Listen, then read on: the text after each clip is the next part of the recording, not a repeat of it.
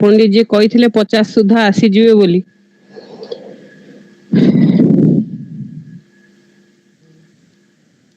ठीक अच्छे आम आरंभ करदबा।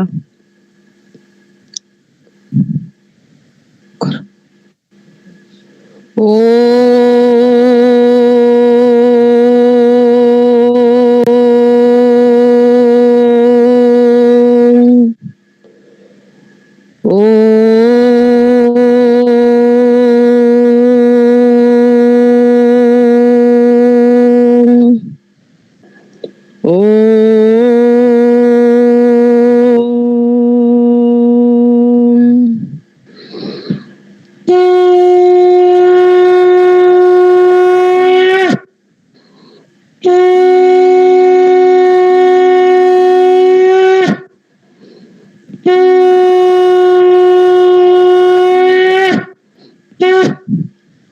ओं नमो भगवते वासुदेवाय। ओं सर्वेषां स्वस्तिर्भवतु, सर्वेषां शान्तिर्भवतु, सर्वेषां पूर्णं भवतु, सर्वेषां मङ्गलं भवतु। ओं जगदानन्दकन्दाय प्रणतार्ति हराय च नीलाचल निवासाय जगन्नाथाय ते नमो। गुरुर्ब्रह्मा गुरुविष्णु गुरुदेव महेश्वर, गुरु साक्षात् परं ब्रह्म तस्मै श्री गुरवे नमः। चैतन्यं शाश्वतं शान्तं व्योमातीतं निरञ्जनं नादबिन्दुकलातीतं तस्मै श्री गुरवे नमः। ओं नमो ब्रह्मण्य देवाय गोब्रह्मण्य हिताय च जगद्हिताय कृष्णाय गोविंदाय नमो नमः। उपस्थित पूज्य पंडित पितृ प्रतिमा विशिष्ट गवेषक वेदांतविद पंडित श्रीजुक्त गोपाल कृष्ण पंडा महाबांक बाबांक चरण रे मोर शब्दर नैवेद्य प्रणाम प्रणाम करुची। आज संध्यारे उपस्थित विदुषी माँ प्रोफेसर संयुक्ता राउत महोदया माँ को मोर शब्दर प्रणाम बहुत बहुत धन्यवाद जनाऊची। आज संध्यारे आपण समस्ते उपस्थित रही सहित उपस्थित रही पूज्य आमर वैज्ञानिक अरुण कुमार महापात्र महोदय, अपराजिता सामल भौणी, बाबा साबर कवि श्रीजुक्त वीर किशोर नायक महोदय, प्रशांत रावल भाई, पंडित श्रीजुक्त रवींद्रनाथ पंडा महोदय, राजेश दास भाई, शकुंतला मिश्र महोदया, आमर सुकांती दास महोदया, पंडित श्रीजुक्त सूर्य कुमार पाणीग्राही महोदय एवं आज कार्यक्रम उपस्थित समस्त को मोर शब्दर आभूम दंडवत प्रणाम सुस्वागत आपण समस्त को।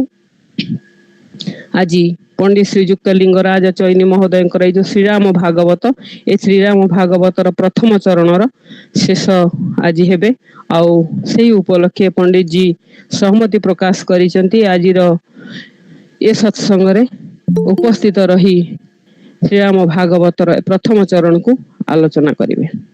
कृपावतारं नयनाभिरामं ब्रह्मादिसेव्यं नलिनायताख्यं जोगीन्द्रवन्द्यं तपसानुगम्यं श्रीरामचन्द्रं शरणं प्रपद्ये। श्रीरामचन्द्रं शरणं प्रपद्ये, श्रीरामचन्द्रं शरणं प्रपद्ये। ओं नमो भगवते वासुदेवाय। शिव जानन्ति राम तत्व, शिव कहन्ति भागवत, ଶିବ ଯେ ତ୍ରୈଲୋକ୍ୟର ଗୁରୁ, ଶିବ ମଙ୍ଗଳ ମହାମେରୁ। ହସି ବୋଇଲେ ସଦା ଶିବ, ମାନସେ ଉଦୟ ବୈରାଗ୍ୟ। ଧନ୍ୟ ଗିରିରାଜ କୁମାରୀ, ତୁମେ ସଂସାର ଉପକାରୀ। ବିଶ୍ୱାସେ ମିଳନ୍ତି ଶ୍ରୀରାମ, ବିଶ୍ୱାସ ଅଟନ୍ତି ପରମ। ରାମ କଥା ସୁଧା ସରିତ, ପିବନ୍ତି ସୁଜ୍ଞାନୀ ପଣ୍ଡିତ। ଯା ହୃଦେ ରାମ ଭକ୍ତି ନାହିଁ, ଜୀବନ ଥାଉ ସବ ସେହି। କଳିରେ ରାମ କଥା ସାର, ଜୀବ ଶୁଣି ପାଏ ନିସ୍ତାର। ସଗୁଣ ନିର୍ଗୁଣ ଏ ଦୁଇ, ଏଥିରେ ଭେଦା ଭେଦ ନାହିଁ। ନିର୍ଗୁଣ ରୂପ ବୋଲାନ୍ତି, ଭକ୍ତ ପାଇଁ ସଗୁଣ ହୁଅନ୍ତି। ଜଳ ବରଫ ହୁଏ ଯଥା, ଜଳ ବରଫ ଏକା କଥା। ତେସନେ ସଗୁଣ ନିର୍ଗୁଣ, ସେ ନିତ୍ୟ ବ୍ରହ୍ମ ସନାତନ। ସୁଖ ଦୁଃଖ ଜ୍ଞାନ ବିଜ୍ଞାନ, ଜୀବର ଧର୍ମ ଏମାନ। ନିର୍ଗୁଣ ବ୍ରହ୍ମ ସଗୁଣରେ, ଅଯୋଧ୍ୟାରେ ରାମ ବିହରେ। ବିନା ପାଦ ବିନା କର୍ଣ୍ଣ, ଶୁଣନ୍ତି ଗମନ୍ତି ପରମ। ସେ ରାମ ରଘୁକୁଳମଣି, ରାମ ଅଟନ୍ତି ଅନ୍ତର୍ଯ୍ୟାମୀ। ରାମ ପରମାତ୍ମା ଭବାନୀ, ଭକ୍ତ ଡାକେ ଆସି ଅବନୀ। ପ୍ରଶ୍ନ ତୁମ୍ଭର ଦୁଃଖ ଦାୟୀ, ପୁଛିଲ ସେ ରାମ କି ନାହିଁ। ପାର୍ବତୀ କହେ କର ଯୋଡ଼ି, ସନ୍ଦେହ ମନେ ଆସେ ମାଡ଼ି। ରାମ ପରମ ବ୍ରହ୍ମ ଯଦି, ଜୀବ ହୃଦେ ଛନ୍ତି ଅନାଦି। କାହିଁ ଧରିଲେ ନରତନୁ, ବୁଝାଇ କୁହ ମୋତେ ତେଣୁ। ଶ୍ରୀ ରଘୁନାଥଙ୍କ ପ୍ରସଙ୍ଗ, ତ୍ରିଲୋକ ମଙ୍ଗଳ ଭଙ୍ଗ। ମଙ୍ଗଳକାରୀ ଗଙ୍ଗା ସମ, ପାତକ କରଇ ଦହନ। ଶ୍ରୀରାମ କଥା ସୁରଧେନୁ, ପାଶୋରି ନ କରିବ ମନୁ। ସଭିଙ୍କ ପ୍ରକାଶକ ଯେହି, ରାମ ଅଯୋଧ୍ୟାପତି ସେହି। ଶିବ ପାର୍ବତୀଙ୍କ ସମ୍ବାଦ, ଶୁଣିଲେ କଟେ ପରମାଦ। ଉମାଙ୍କ ଦୋଷ ଓ ସନ୍ଦେହ, ଦୂର କରନ୍ତି ଦୟାମୟ। ନିର୍ଗୁଣ ନିର୍ବିକାର ବ୍ରହ୍ମ, ସେହି ସଗୁଣ ବ୍ରହ୍ମ ରାମ। ମର୍ତ୍ତ୍ୟ କରନ୍ତି ନର ଲୀଳା, ଭକତ ଭଗବାନ କଳା। ସେ ଶିବ ବ୍ରହ୍ମ ଯିବେ ଥାଇ, ଦ୍ରଷ୍ଟା ଓ ସାକ୍ଷୀ ସେ ବୋଲାଇ। ସେ ବ୍ରହ୍ମ ଯେବେ ଯାଏ ଚାଲି, ଜଡ଼ ଶବକୁ ଦିଅନ୍ତି ଠେଲି। ଜାଣି ସିଆଣି ଆର ଭାବ, କାହିଁ ସେ ନ ପାଇବ ଠାବ। ରାମଚରିତ ଗୁଣ ଗାଥା, ଶୁଣିଲେ ପୁତ ହୁଏ ଆତ୍ମା। ରାମ ନାମରେ ପ୍ରେମ ଯାର, ହନୁମାନ ଯେ ସଖା ତାର। ରାମରେ କଲେ ଭକ୍ତି ଯୋଗ, ତହୁଁ ଲଭିବ ସତସଙ୍ଗ। ସତସଙ୍ଗରେ ରାମ କଥା, ଶ୍ରବଣେ କଟେ ଭବ ବ୍ୟଥା। ବିନା ସତସଙ୍ଗରେ କେହି, ରାମଙ୍କୁ ପାଇଲାଣି କାହିଁ।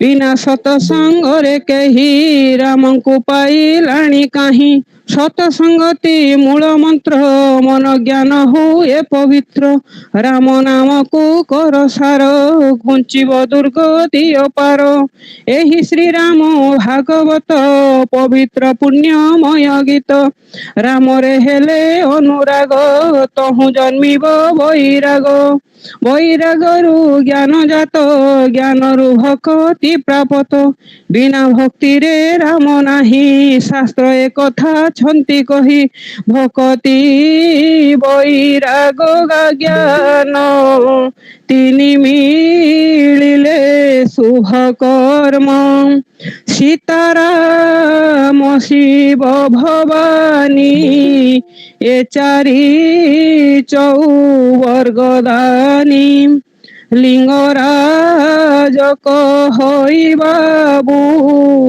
ভজিলে অবশ্য পাইবু সীতারাম চরণে ধ্যান মোক্ষ লভন্তু সর্বজন প্রথম চরণ সমাপ্ত ভক্তর রক্ষক জগন্নাথ গোবিন্দ গোবিন্দ গোবিন্দ পদুগলই মকরন্দ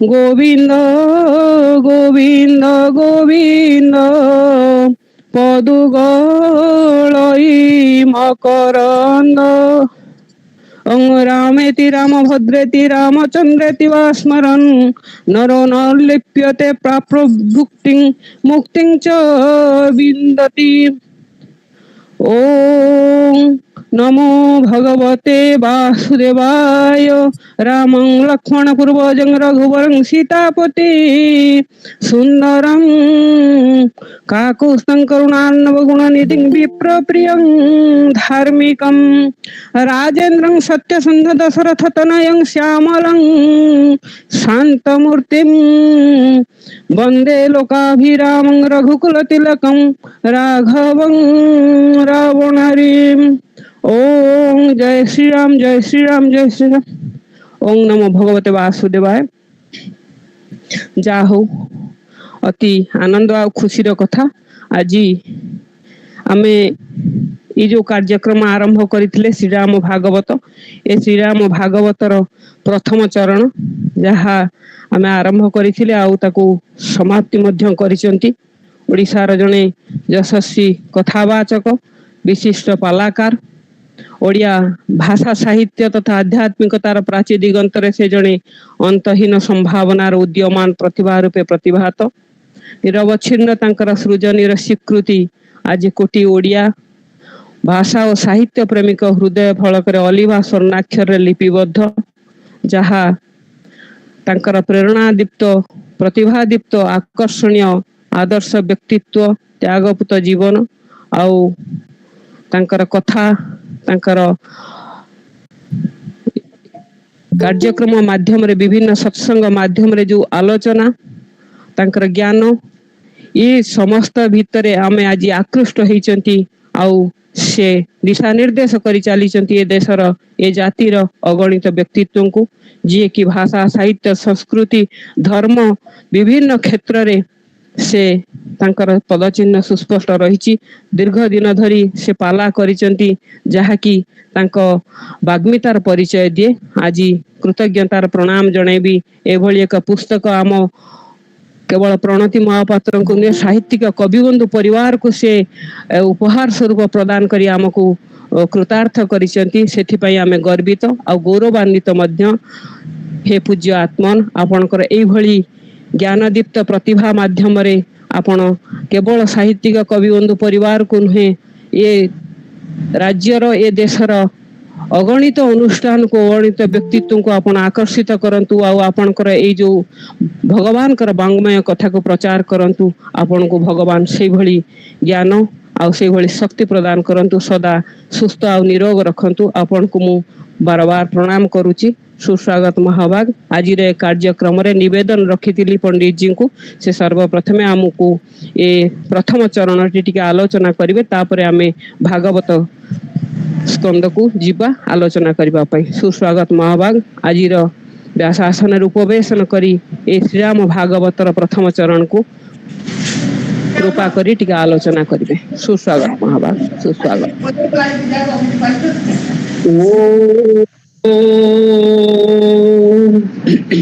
रंग रामाय नमः, क्लीं कृष्णाय नमः। श्री जगन्नाथ स्वामी नयन पथगामी भवतु मे।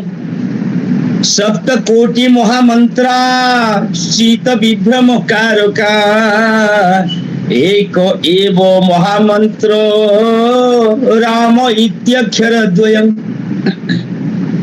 वेदरे 7 कोटी मंत्रर वर्णना करा जाइथिबा बेले हरित स्मृति रे यह ही कुआ गला कि गोटिए मंत्र से होउछि राम। जेते मंत्र पढ़िबे सेते चित्त विभ्रम हे जीवो, तेणु केवल राम नाम को जप करंतु ना, ताहले अनेक अभिष्ट पूर्ण होबा सह जीव निश्चित मोक्ष गति लाभ करिवो। से कथा को मार्कंडेय पुराण मध्य सिद्धांत देले, कले वेदानां सार सिद्धांतम सर्व सौख्यक कारणं राम नाम परम ब्रह्म सर्वेशां प्रेमदायकं।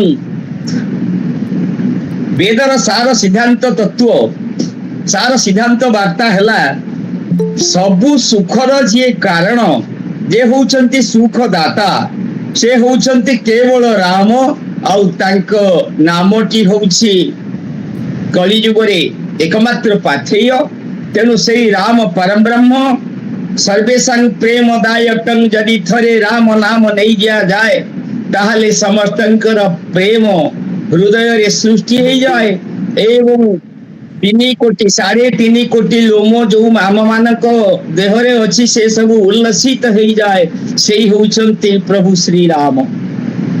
तांको कथा कहिबा भाई मु योग्य नुहे, हुए तो बही खंडिए लेखा जाइछि मो द्वारा, मु भी लिखिछि कि नहीं जानी नहीं। से एक महत तत्व कौन से एक कारण मु थिली रायपुर रे 3 मास धरी रहिबा को पड़ला। मु गोटे अनुष्ठान करिथिली, आमे माने मिसी करिथिलु। अनेक लोकन को 30 लोकन को धरी घरे घरे भागवत समस्तन को घरे जाई मु भागवत पढ़े। प्रति संक्रांति रे लोक 100 150 200 पर्यंत जुटती, खाया पीवा हुए, समस्ते मो सहित गिनी बजाती, ताली बजाती, बाजा बजाती, हारमोनियम बाजे। धीरे धीरे भागवतर प्रचार हो गला आम अंचल रे। मु रहउछि एरोड्रम अंचल नवीन निवास पाखे, एवं जने लोक गोटे जमी दान कले, सेठी गोटे जगन्नाथ मंदिर हो गला। आमे एठी यज्ञ करू, यज्ञ रे रामंकर बाप माँ हुअंती यज्ञ कर्ता कर्त्री। मु हुए सीतांकर बापा, मो पत्नी हुअंती सीतांकर माँ जनक आउ सुनयना। तेणु आमे सीता विवाहर महा उत्सव रे करू। सीतांक पई साड़ी, रामंक पई पाट, तापर अलता सिंदूर ए सब श्री जोगई दिए। तेणु आमे नेउ यज्ञ रे प्राय प्रत्येक दिन 5 दिन धरी यज्ञ हुए। बहुत लोक माने दाता थांती, खाइबा पीवा आनंद चले। से दिन रसगोला भोग हुए। मु रायपुर रे थाए दिने स्वप्न देखुची जे भगवान राम आसी मो पाखरे बसिचंती एवं सीता ठिया होइचंती। राम मो छाती रे हाथ मारी कहले उठ उठ, तू एपटरे रहि गलो, तू मो पे गोटे बहुत भागवत पढुचु, तू गोटे भागवत लेखुनु। मु से कहली मु की भागवत लेखी ना, लेखिबु श्रीराम भागवत। मु कहली हे प्रभु ए कथा हेइ परिबनी। सीता को चाहिए, सीता खाली हसुले। तापरे निद्रा भंग हो जाइए। निद्रा भंग हो गला दिन जो दिन एक कथा मु सुनली, से दिन मोर सान भौणी ओल्ड टाउन रे से एक्सपायर कर गला। एक कथा भी सुनिली। मु कहली राम मते कहिलो लेखिबा पई, मु सकाल उठी लेखा आरंभ कर दीची। कौन 10-15 पद लिखि देली, किंतु से दिन राति रे मो सान भौणी एक्सपायर कर गला। मु कहली भगवान कर परीक्षा।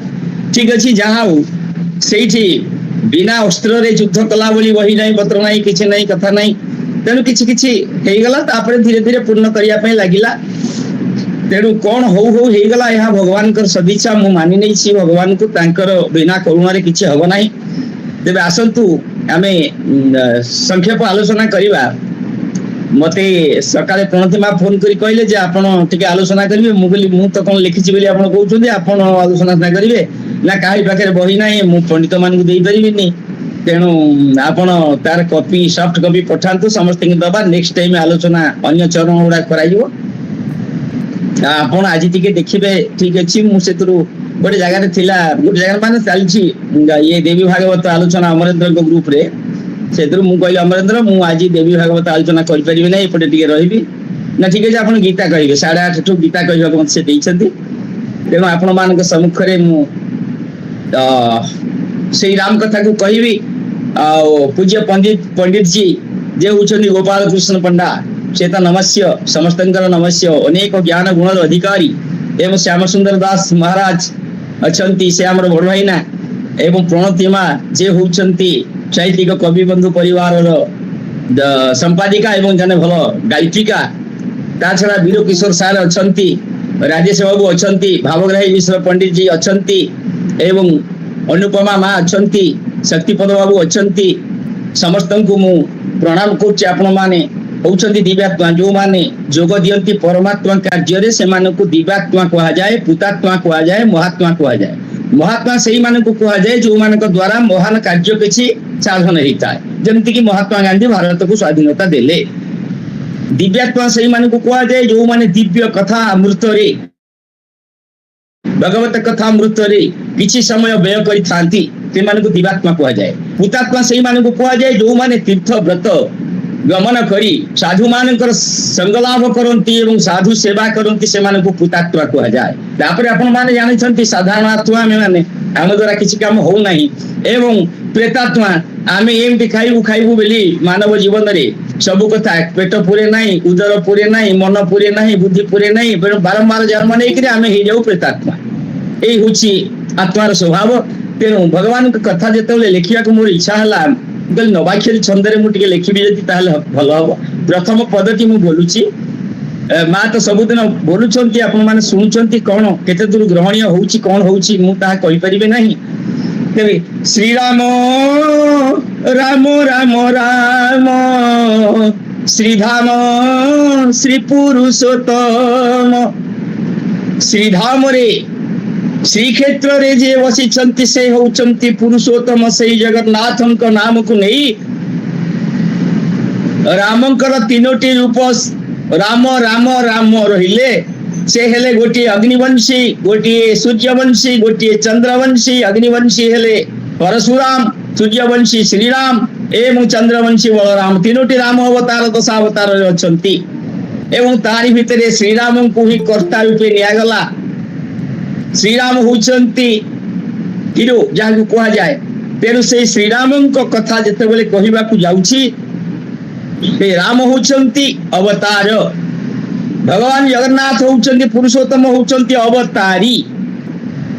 ତେଣୁ ଚତୁର୍ଦ୍ଧା ମୂର୍ତ୍ତି ରୂପରେ ଅବତରିଲେ ତ୍ରେତୟାରେ, ତ୍ରେତୟାରେ ଚତୁର୍ଦ୍ଧା ମୂର୍ତ୍ତି ରୂପରେ ଅବତାର ନେଇଛନ୍ତି ରାମ ଲକ୍ଷ୍ମଣ ଭରତ ଶତ୍ରୁଘ୍ନ। ଏ କଥା ସମସ୍ତେ ଆମେ ଜାଣିଛେ। କେତେବେଳେ ଭଗବାନ ଆସନ୍ତି ନା ପାପ ବଢଇ ପୁଣ୍ୟ ଛିଣ୍ଡେ, ପାଷାଣ୍ଡେ ମାତନ୍ତି ବ୍ରହ୍ମାଣ୍ଡେ, ଆସନ୍ତି ପ୍ରଭୁ ସ୍ୱୟଂ ଧାଇ, ଲୀଳାବତାର ଭାବ ଗ୍ରାହୀ।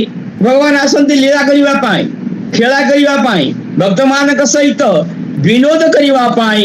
ଆଉ ଉଦ୍ଦେଶ୍ୟ ଥାଏ ଧର୍ମ ସ୍ଥାପନ କରିବେ।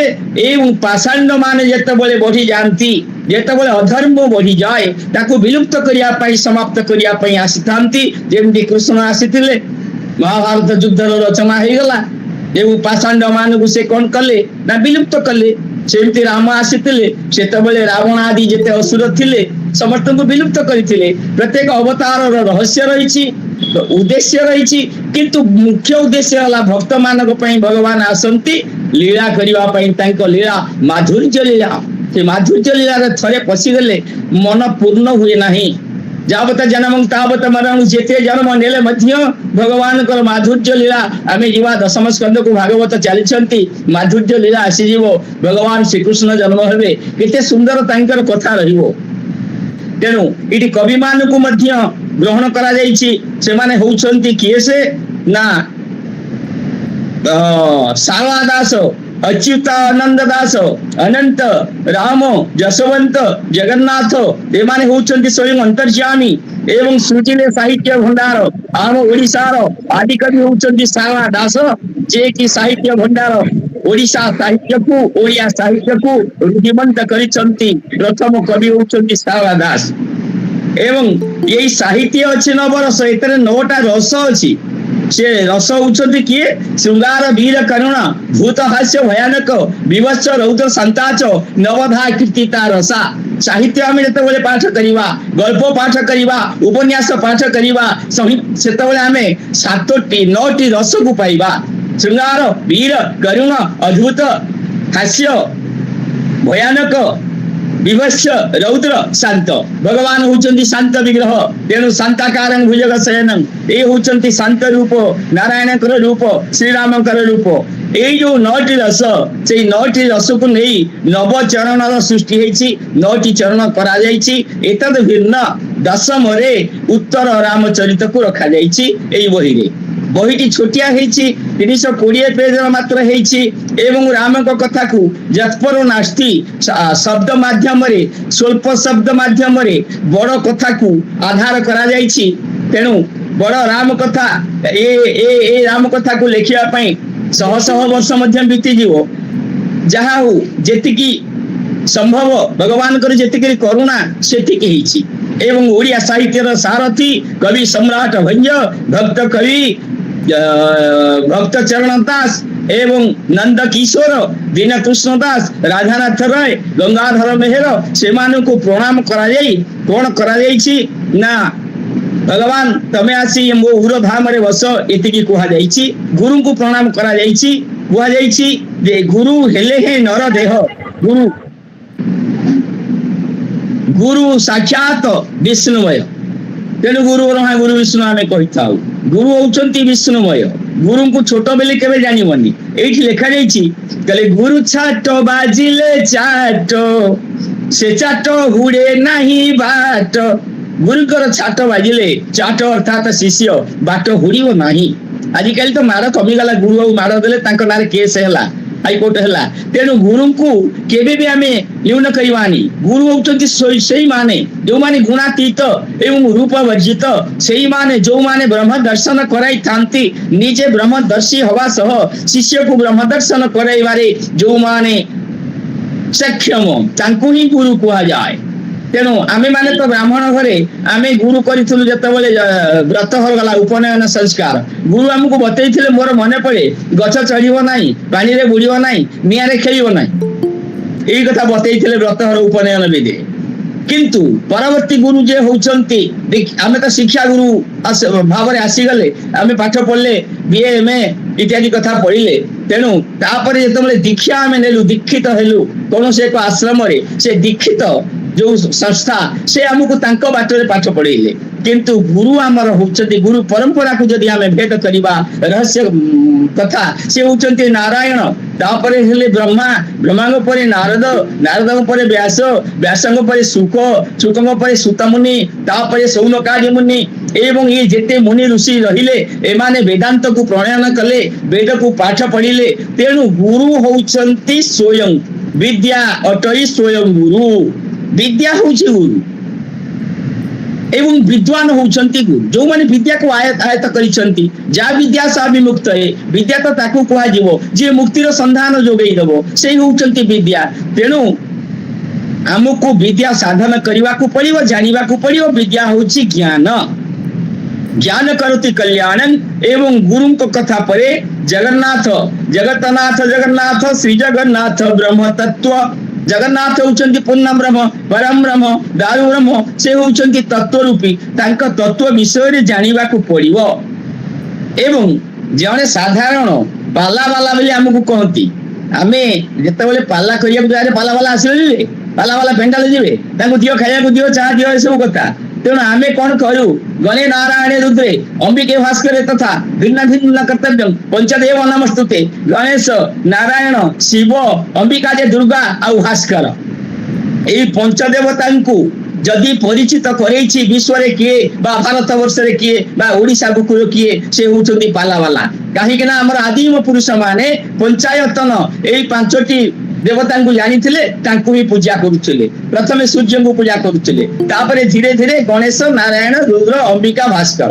आपण माने जानिबे 33 कोटी देवता हमर अछंती ये 33 कोटी देवता समाहित होइछंती एई पांचटी नाम रे गणेश जणे नारायण जणे ये हेले एक दुई रुद्र हेले 11 11 दुई 13 अंबिका हेले 8 13 8 21 एवं भास्कर हेले द्वादशादित्य 12 21 12 33 एई 33 जन 33 कोटी देवता हेइछंती ये होउछि हमर सनातन धर्म ये होउछि हमर वैदिक धर्म एवं ए धर्म रु आमे एहा ही जानिबा जे मोर 33 कोटी देवता अछंती काहा को जणु को डाकिले भी पेला पेली हेई केही जने आसी मते निश्चित विपद रक्षा करिवो तेनु ये पंचरत्न ये पांच जन संसार रे हित रे थांती तेनु ये पांच मन रे थांतु असी पंचांगे हुओ प्रभु तोसी आपण गणे नारायण रुद्र अंबिका भास्कर मोर पंच मन रे बसी थांतु एवं पंचांगे प्रभु हुओ तोसी पंचांग किए कान हला दुई आखि हला दुई पाटी हला एक हे प्रभु कान रे तम कथा सुनिबी पाटी रे तम कथा कहबी आखि रे तुम रूप देखिबी ए जो ऐश्वर्य रूप अर्जुन देखिछंती मां कौशल्या देखिछंती मां यशोदा देखिछंती देवकी देखिछंती एवं भक्त माने देखिछंती सही परम ऐश्वर्यमय श्री रूप को देखिबा को आमे माई काहे कि भाजन होउनी आमे कोन दोष करिछु प्रभु तेनु केते बेले केमिति भी हमको सही रूप देखाओ मते सही रूप देखाओ हरि यदि भजन सुभाष दास अछंती अछि तो सुंदर भजन टिए देवे वायुपुत्र भरोसा बल वायुपुत्र हनुमान हनुमान महाबलशाली तेनु तांकर भरोसा नबाकू पड़िबो तांकर इष्ट होचंती राम बिना भक्त को न धरले भगवान को पाई हबो नाही तेणु ब्राह्मण पंडित संत एमानु को त्रिवेणी रूप रे कुहा जाईछि श्री रामचरित मानस आधार रे वाल्मीकि रामायण आधार रे एवं अनेक रामायण रो आधार को निया जाईछि ए बहिटी रचना कला बेले मु मध्य ताको तन्न तन्न करी किछि देखिछि जहा किछि जानिछि भाबिछि जहा स्मरण को आसीछि ताहा को लिखि दैछि एवं आशा भरोसा बनमाली होउछन्ति मो नन्ना मो बापांकर ना बनमाली चैनी तेणु मु तांको डाकिछि आशीष दिय चंद्रमौली होउछन्ति शिव को मध्य डका जाईछि तेणु सत्संग रु सदगति सत्य सनातन सारथी आमे सत्य कहिबु आमे सनातनी आमे भगवान कोन अर्जुन रो सारथी हेतिले हे भगवान आमे तम सारथी हबु तमको बुलेइबु सारथी आमे जगन्नाथ रथ यात्रा करूछु मां वीरजांकर रथ यात्रा करूछु जेतले सारथी किए से भगवान को रथी कर दउछु आमे सारथी हबु भगवान तमे सिना हमर सारथी हेइ परिबो नाही केवल अर्जुन भक्त हबो तेना आमे तम पई सारथी हबु तमु टिके बड़दान रे बुलेइबु तेनु सतसंग बिना ज्ञान अर्जन हबो नाही परसमणि स्पर्श रे लुहा जेमिति सुना ही जाए सेमिति दुष्ट रुष्ट क्लिष्ट मानव पाइले सत्संग प्रभाव दुष्ट रुष्ट क्लिष्ट से जे भली अवस्था रे थाउ सत्संगर प्रभाव रे से निश्चित भल मनुष्य होई जीवो सुफल पाइबो एवं ताकू सुगति मिलिबो एहा ही कुहा जाईछि एवं संत कथा मध्ये कुहा जाईछि 84 लाख जोनि जीव भ्रमण करूछि ए कलिकाल पापनाशिनी ए जने तरिबे एहा सुनी एई कथा को कुहा जाईछि नेति नेति जाकू कहंती तार वर्णने मोरमती जो ब्रह्म जहांकर इति नाही वेद कहंती न इति तेणु तांको दर्शन रे बा तांको कथा लेखिबारे मति बोलिछि बेली इठी कुहा जाउछि तेणु नाही तो श्री राम शरीर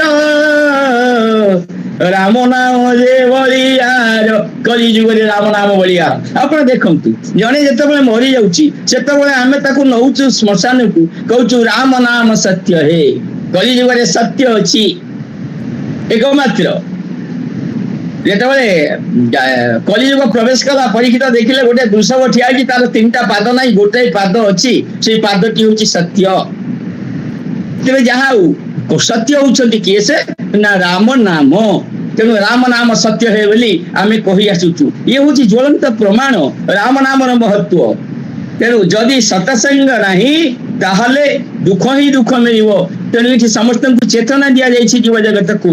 ତେଣୁ ମନ ଟଇ ତୋରେ ବତା, ମନ ଜିତିଲେ ଜଗତ ଜିତା। କାହିଁକି ନା ସଂସାରରେ ମନଟା ହଉଛି ବଡ କଥା।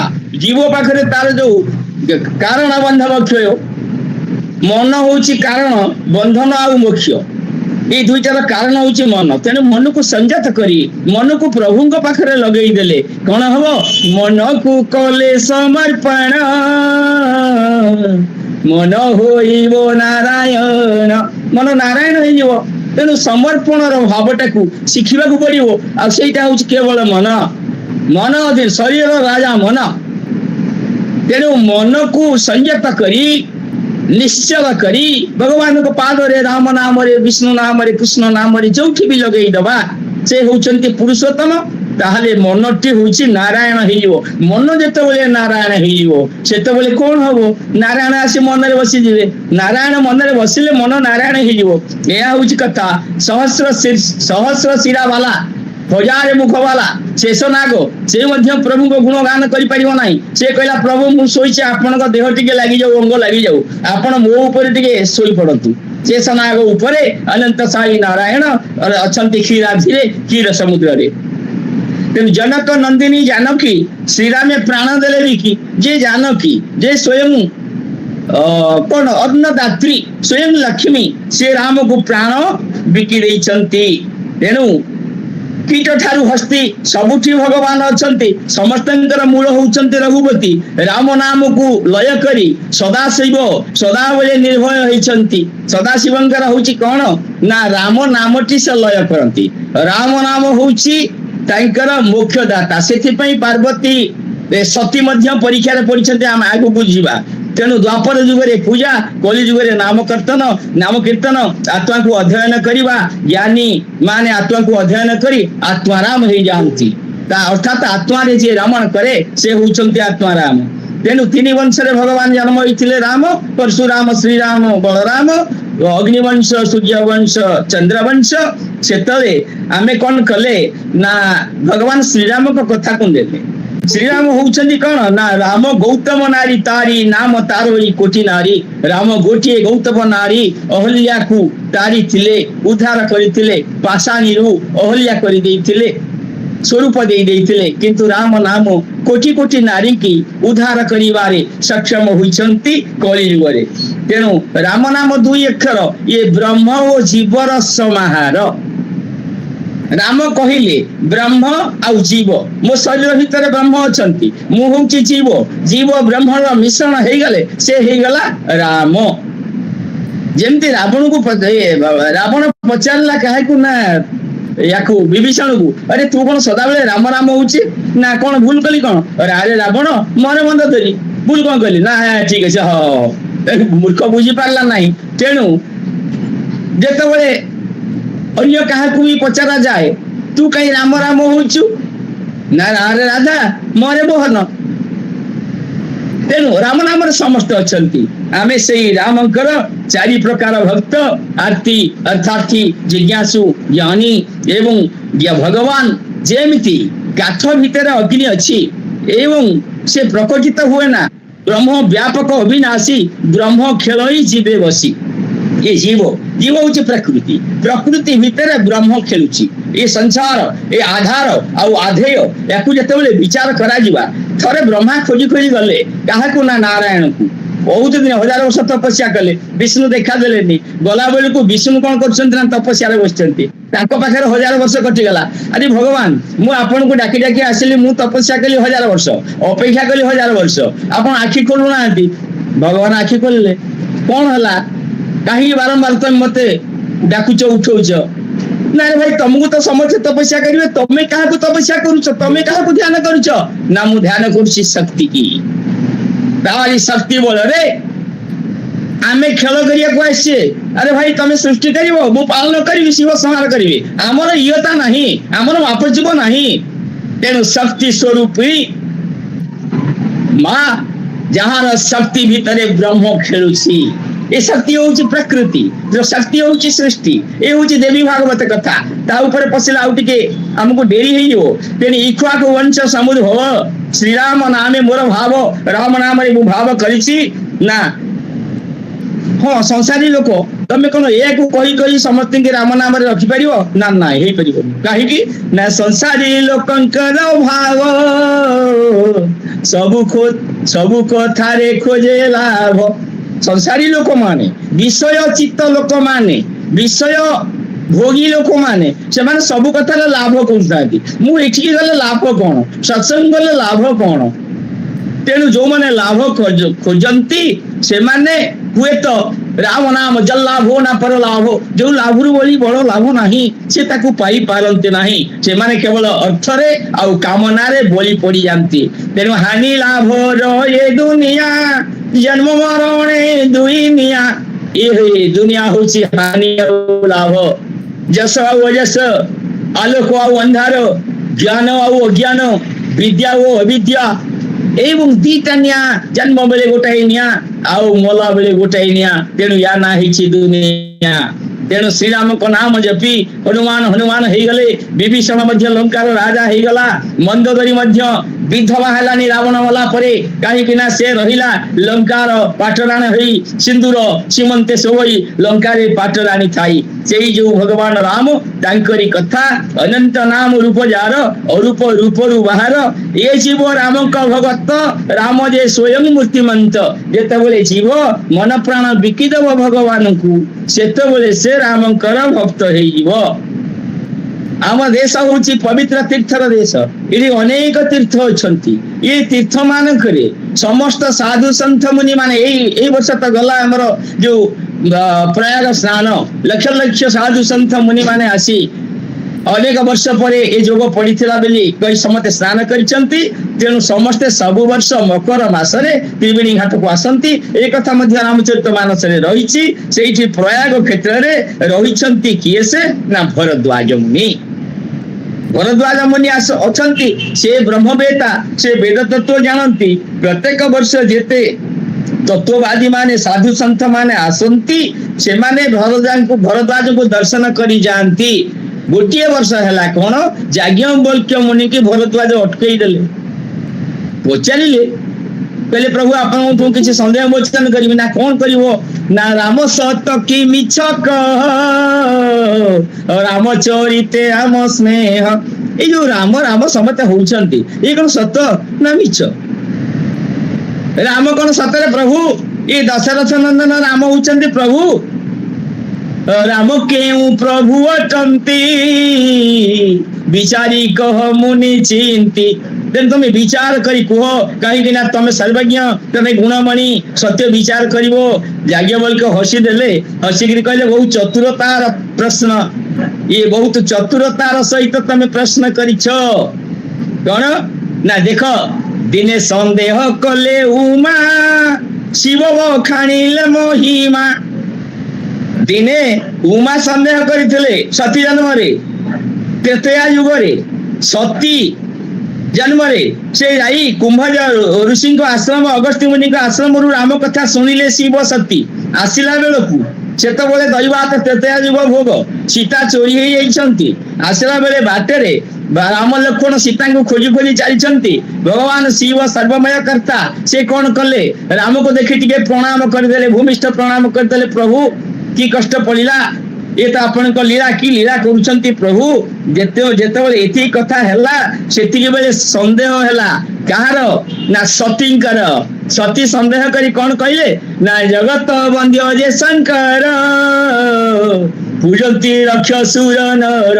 ଆରେ ଶଙ୍କର ପରା ଜଗତ ବନ୍ଧ୍ୟ, ତାଙ୍କୁ ପରା ସମସ୍ତେ ପୂଜା କରନ୍ତି। ସେ କଣ ଇଏ ରାମ କହିକିରି ପାଗଳ ପରି ଏ ନରକୁ ରାମ କହି ପୂଜଇ, ତାକୁ ଇଏ କଣ ତାକୁ ମୁଣ୍ଡିଆ ମାରୁଛି? ଯଦି ସେ ବ୍ରହ୍ମ, ଯଦି ଜଗତ ବ୍ୟାପକ, ଯଦି ବେଦ ବର୍ଣ୍ଣିତ ରାମ ଦେବଙ୍କ ଭିତରେ ନରତନୁ ଧରିଛନ୍ତି, ଏ କଥା କୁହାଯାଏ। ବେଦ ତାଙ୍କୁ ନେତି ନେତି କହେ, ଇଏ ସମସ୍ତଙ୍କର ପ୍ରଭୁ। ଇଏ କଣ ଅଜ୍ଞ ହେଇଗଲେ? ଇଏ କଣ ମୂର୍ଖ ହେଇଗଲେ? ୟାଙ୍କ ନାରୀ ଚୋରି ହେଇଗଲା, କିଏ ନେଲା ଇଏ କଣ ଜାଣିନାହାନ୍ତି? ସନ୍ଦେହ ଓରି ଓରି ଗଲା, ସତୀ ତା ଅନ୍ତ ନ ପାଇଲା। ମାୟା ଲାଗିଗଲା, ରାମଙ୍କ ଉପରେ ସନ୍ଦେହ ହେଇଗଲା, ସତୀ ତାର ଅନ୍ତ ପାଇଲେ ନାହିଁ। ତେଣୁ ଯାହା ମୁନି ଅଗସ୍ତ୍ୟ ବୁଝେଇଥିଲେ, ये आसी प्रत्यक्ष देखिले भगवान शिव तांको प्रणाम कर राम को सी बनचारी जंगल में बुलुंट ये कौन प्रणाम कर तेणु सती कहले जदि ये राम ब्रह्ममय मते से चिन्ह निश्चय तेणु सती सीता रूप धरी नयन बुहा अंति बारी राम लक्ष्मण आगमन काल आगमन बाटरे गोटे गछ मूल सती बसीगले सीता रूप धारण कले एवं कांदुंट लक्ष्मण राम आसुंट लक्ष्मण देखीदेले कौन कहले कहले भाई भाउज बोधी अच्छा ना कौन राम कहले स्थिर हो जा तेणु कर जोड़ी प्रणाम बिही राम कहले दशरथ सुत मुही वृष के तू केणी की गले एकाकी निकिंपा जंगले वृष के तू कुआड़े गले की शिव कुआड़े गले तुम एकुटिया जंगल रे बसछ मु होउची अयोध्या राजपुओ दशरथर पुओ राम माया उठोई बहुरूपी माया धरठू माया व्यापी जे जेते हेले हेउ बड़ माया भांगई लुहार बाड़ पकेले भी माया पशि जीवो तेणु माया हूँ बहुरूपी माया मध्य सती की ग्रास करी गला तेणु से दिन संकल्प करदेले किए ना शिव बोले मने संकल्प नेले शिव आज सती कली त्याग सती सीता रूप धरी पकईले से माँ हो गले मो माँ होती जान कि आउ सहित मोर मिश्रण हबनी सहित मिलन हबनी तेणु मु सती की आज ठारू त्याग करदेली महायोगी शूलपाणी भगवान सदा शिव से कौन कले ना आज ठारू सती की त्याग करदेले शपथ नहीं गले किंतु सती मनस्ताप कले कहले मु मोहर कर्म है पाप मु गोटे पाप कर्म करदेली तेणु नम शिवाय हृदय चिंती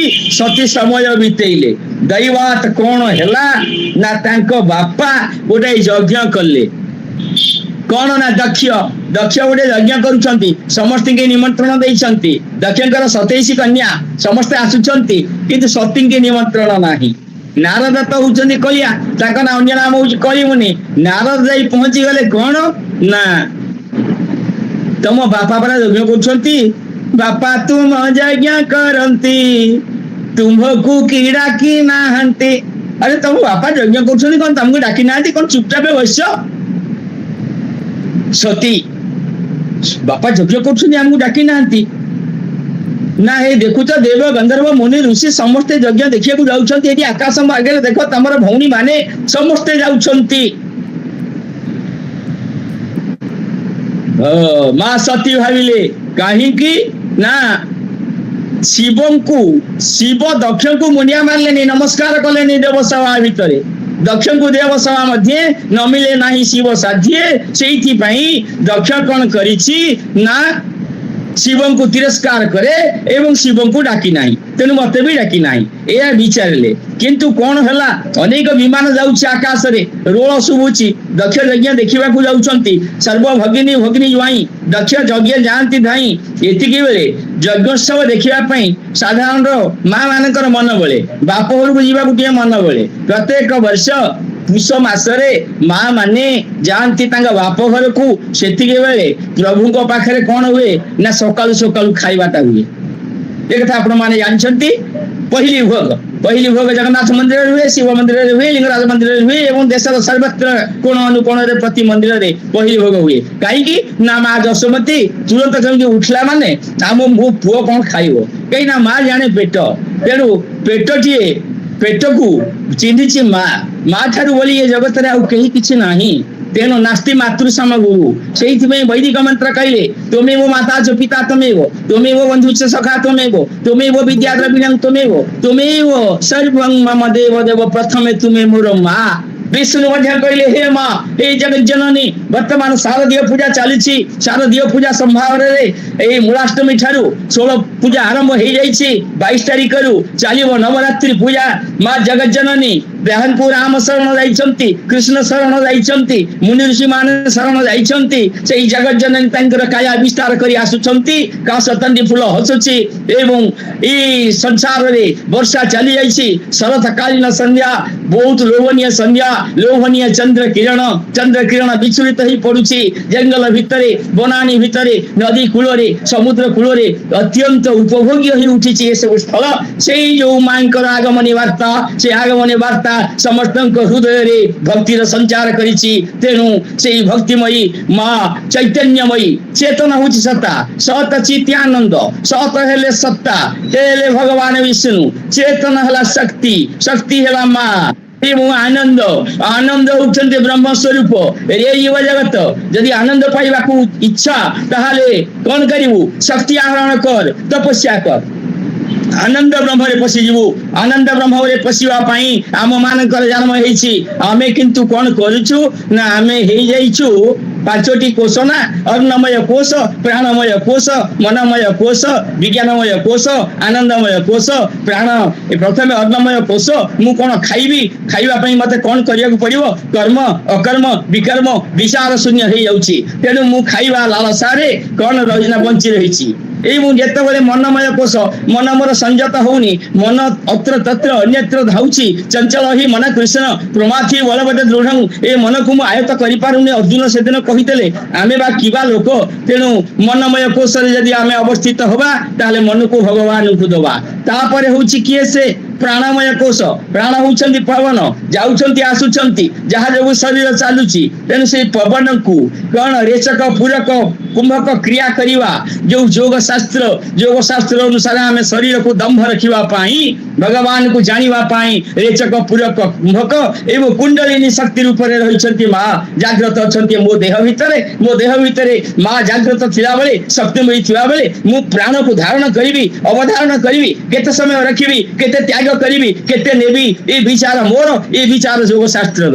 ତେଣୁ ଅନ୍ନମୟ କୋଷ, ପ୍ରାଣମୟ କୋଷ, ମନମୟ କୋଷ ଗଲା। ବିଜ୍ଞାନମୟ କୋଷ, ଆମେ ସମସ୍ତେ ଯୋଉ ଚିନ୍ତା କରୁଛେ, ଯୋଉ ବସିଛେ, ସତ୍ସଙ୍ଗ କରୁଛେ, ଆମେ ହଉଛନ୍ତି ବିଜ୍ଞାନମୟ କୋଷର ଅଧିକାରୀ। କାହିଁକି ନା ଭଗବାନଙ୍କୁ ଜିଜ୍ଞାସା, ଜାଣିବା ପାଇଁ ଇଚ୍ଛା। ଭଗବାନ ତମେ କିଏ? ତମର ଏ ସୃଷ୍ଟି କାହିଁକି? କାହିଁକି ଏ ଖେଳ ଲଗେଇଛ? ଏ ଖେଳରେ ଅସଲ ଖେଳାଳି କିଏ? ଏ ଖେଳରେ ମତେ କାହିଁ ବାରମ୍ବାର ଜନ୍ମ ମୃତ୍ୟୁ ଚକ୍ରରେ ପକଉଛ? କଣ କଲେ ମୁଁ ତମକୁ ଭେଟ ହେବି? ଏ ଜନ୍ମରେ ନା କୋଉ ଜନ୍ମରେ? ବହୁ ନା ଜନ୍ମ ନାମନ୍ତେ ବାସୁଦେବ। ବହୁ ଜନ୍ମ ସାଧନ କରି ବାସ ମନ ବଳିଲା, ସେ ଯାଇକିରି ପରମିଶନ ନେବେ, ଅନୁମତି ନେବେ ଶିବଙ୍କର। ତେଣୁ ଶିବଙ୍କର ଅନୁମତି ନେଲା ବେଳେ ଅନୁମତି ଦବା ପାଇଁ ଶିବ କଣ କହିଲେ? କହିଲେ ପିତା, ଗୁରୁ, ମନ୍ଦିର, ମିତ୍ର ବିନା ଆମନ୍ତ୍ର ଯାଇଅତ୍ର। ବାପ ଘରକୁ ଯାଇପାରିବ ବିନା ନିମନ୍ତ୍ରଣରେ, ଗୁରୁଙ୍କ ଘରକୁ ବିନା ନିମନ୍ତ୍ରଣରେ, ମନ୍ଦିରକୁ ବିନା ନିମନ୍ତ୍ରଣରେ, ମିତ୍ର ବନ୍ଧୁ ଘରକୁ ବିନା ନିମନ୍ତ୍ରଣରେ। କିନ୍ତୁ ଯେହେତୁ ଦକ୍ଷ ବିରୋଧ କରୁଛି, ସେଠି କଲ୍ୟାଣ ନାହିଁ, କାହିଁକି ତମେ ଯିବ? ତଥାପି ତମ ବିଚାର, ତମେ ଯାହା କରିବ କର। ତେଣୁ ସତୀ ବିଚାର କଲେ, କଣ କଲେ ନା ଚାଲିଲେ ଦକ୍ଷ ଯଜ୍ଞକୁ। ଗଲା ପରେ ସତୀଙ୍କୁ କେହି ଚାହିଁଲେନି, କଥା ହେଲେନି, ବରଂ ଶିବଙ୍କର ନିନ୍ଦା ହେଲା। ଶିବଙ୍କର ନିନ୍ଦା ଶୁଣି ଶିବଙ୍କୁ ଅପମାନ ଦେଖି ସତୀ ହୋଇଲେ ଊର୍ଧ୍ୱମୁଖୀ। ସତୀ ଊର୍ଧ୍ୱମୁଖୀ ହେଇଗଲେ। କହିଲେ ଶ୍ରୀପତି ଶମ୍ଭୁ ଆଉ ସନ୍ଥ ଅପବାଦ ଅସହ୍ୟ ସତ୍ୟ। ଯଦି ଶ୍ରୀପତି ଭଗବାନଙ୍କର ନିନ୍ଦା କୋଉଠି ହଉଥାଏ, ଶିବଙ୍କର କୋଉଠି ନିନ୍ଦା ହଉଥାଏ, ଆଉ ସନ୍ଥଙ୍କର ନିନ୍ଦା ହଉଥାଏ, ସେ ଜାଗା ସେ କଥା ଶୁଣିଲେ କଣ ଲାଗେ ନା ମାନବକୁ, ଜୀବକୁ ପାପ ଲାଗେ, ତାକୁ ବିରୋଧ କରିବାକୁ ପଡିବ। ତେଣୁ ଶିବଙ୍କୁ କାହିଁକି ବିରୋଧ କରୁଛ? ଏ ମୁନି ଋଷିଗଣ, ତମେ କାହିଁକି ଶିବଙ୍କୁ ବିରୋଧ କରିଛ? ଏ ତ ସଂସାରକୁ ପ୍ରମାଦ ଦବ, ମୁଁ ତ ଆଉ ସହିପାରୁନାହିଁ। ତେଣୁ କଣ କଲେ? ଯୋଗାଗ୍ନି ଜାଳି ତହିଁ ସତୀ ଶିବେ ଶ୍ରୀରାମେ କରି ସ୍ତୁତି। ଶିବଙ୍କୁ ଶ୍ରୀରାମକୁ ସ୍ତୁତି କରି ଯୋଗାଗ୍ନି ଜାଳି କଣ କଲେ ନା ଯୋଗାଗ୍ନିରେ ଝାସ ଦେଇଦେଲେ ଏବଂ କହିଲେ ଜନ୍ମେ ଜନ୍ମେ ମୋ ପତି ହର, ହେ ରାମ ଦିଅ ଏହି ବର। हे राम, मते जुग जुगरे जन्म जन्मरे शिव ही पति रूपे मिलंतु, मते एतिकी बल दियंतु। एतिकी कही योगाग्नि रे जली गले सती। एई समय नंदी भृकुटी आसी यज्ञ मंडप को भंगा भंगी कले। शिव खबर पाइले। शिव कौन कले? क्रोधरे गोटे जटा छिंडे देले। से जटारू जन्म हैला किए ना वीरभद्र, जे भैरव, जहार भगवान को जटारू जन्म होईची। से आसी कौन कला ना जयस्थल को कला ध्वंस, जयस्थल को ध्वंस कला, दक्षर शिर को छेदिला। दक्षर शिर काटिदेला, मुंडटा को काटिदेला। यज्ञस्थल ଭଗ୍ନ କରିଦେଲା। ମୁନି ଋଷି ମାନେ ଯିଏ ଯୁଆଡେ ଦୌଡ଼ି ପଳେଇଲେ, ଯୋଉ ଯଜ୍ଞରେ ବସିଥିଲେ ଭୃଗୁ ଆଦି ମୁନି ଜୀବନ ବିକଳରେ ଯିଏ ଯୁଆଡେ ପଳେଇଲେ, ଏଇଭଳି ଏକ ଅବସ୍ଥା ସୃଷ୍ଟି ହେଇଯାଇଛି।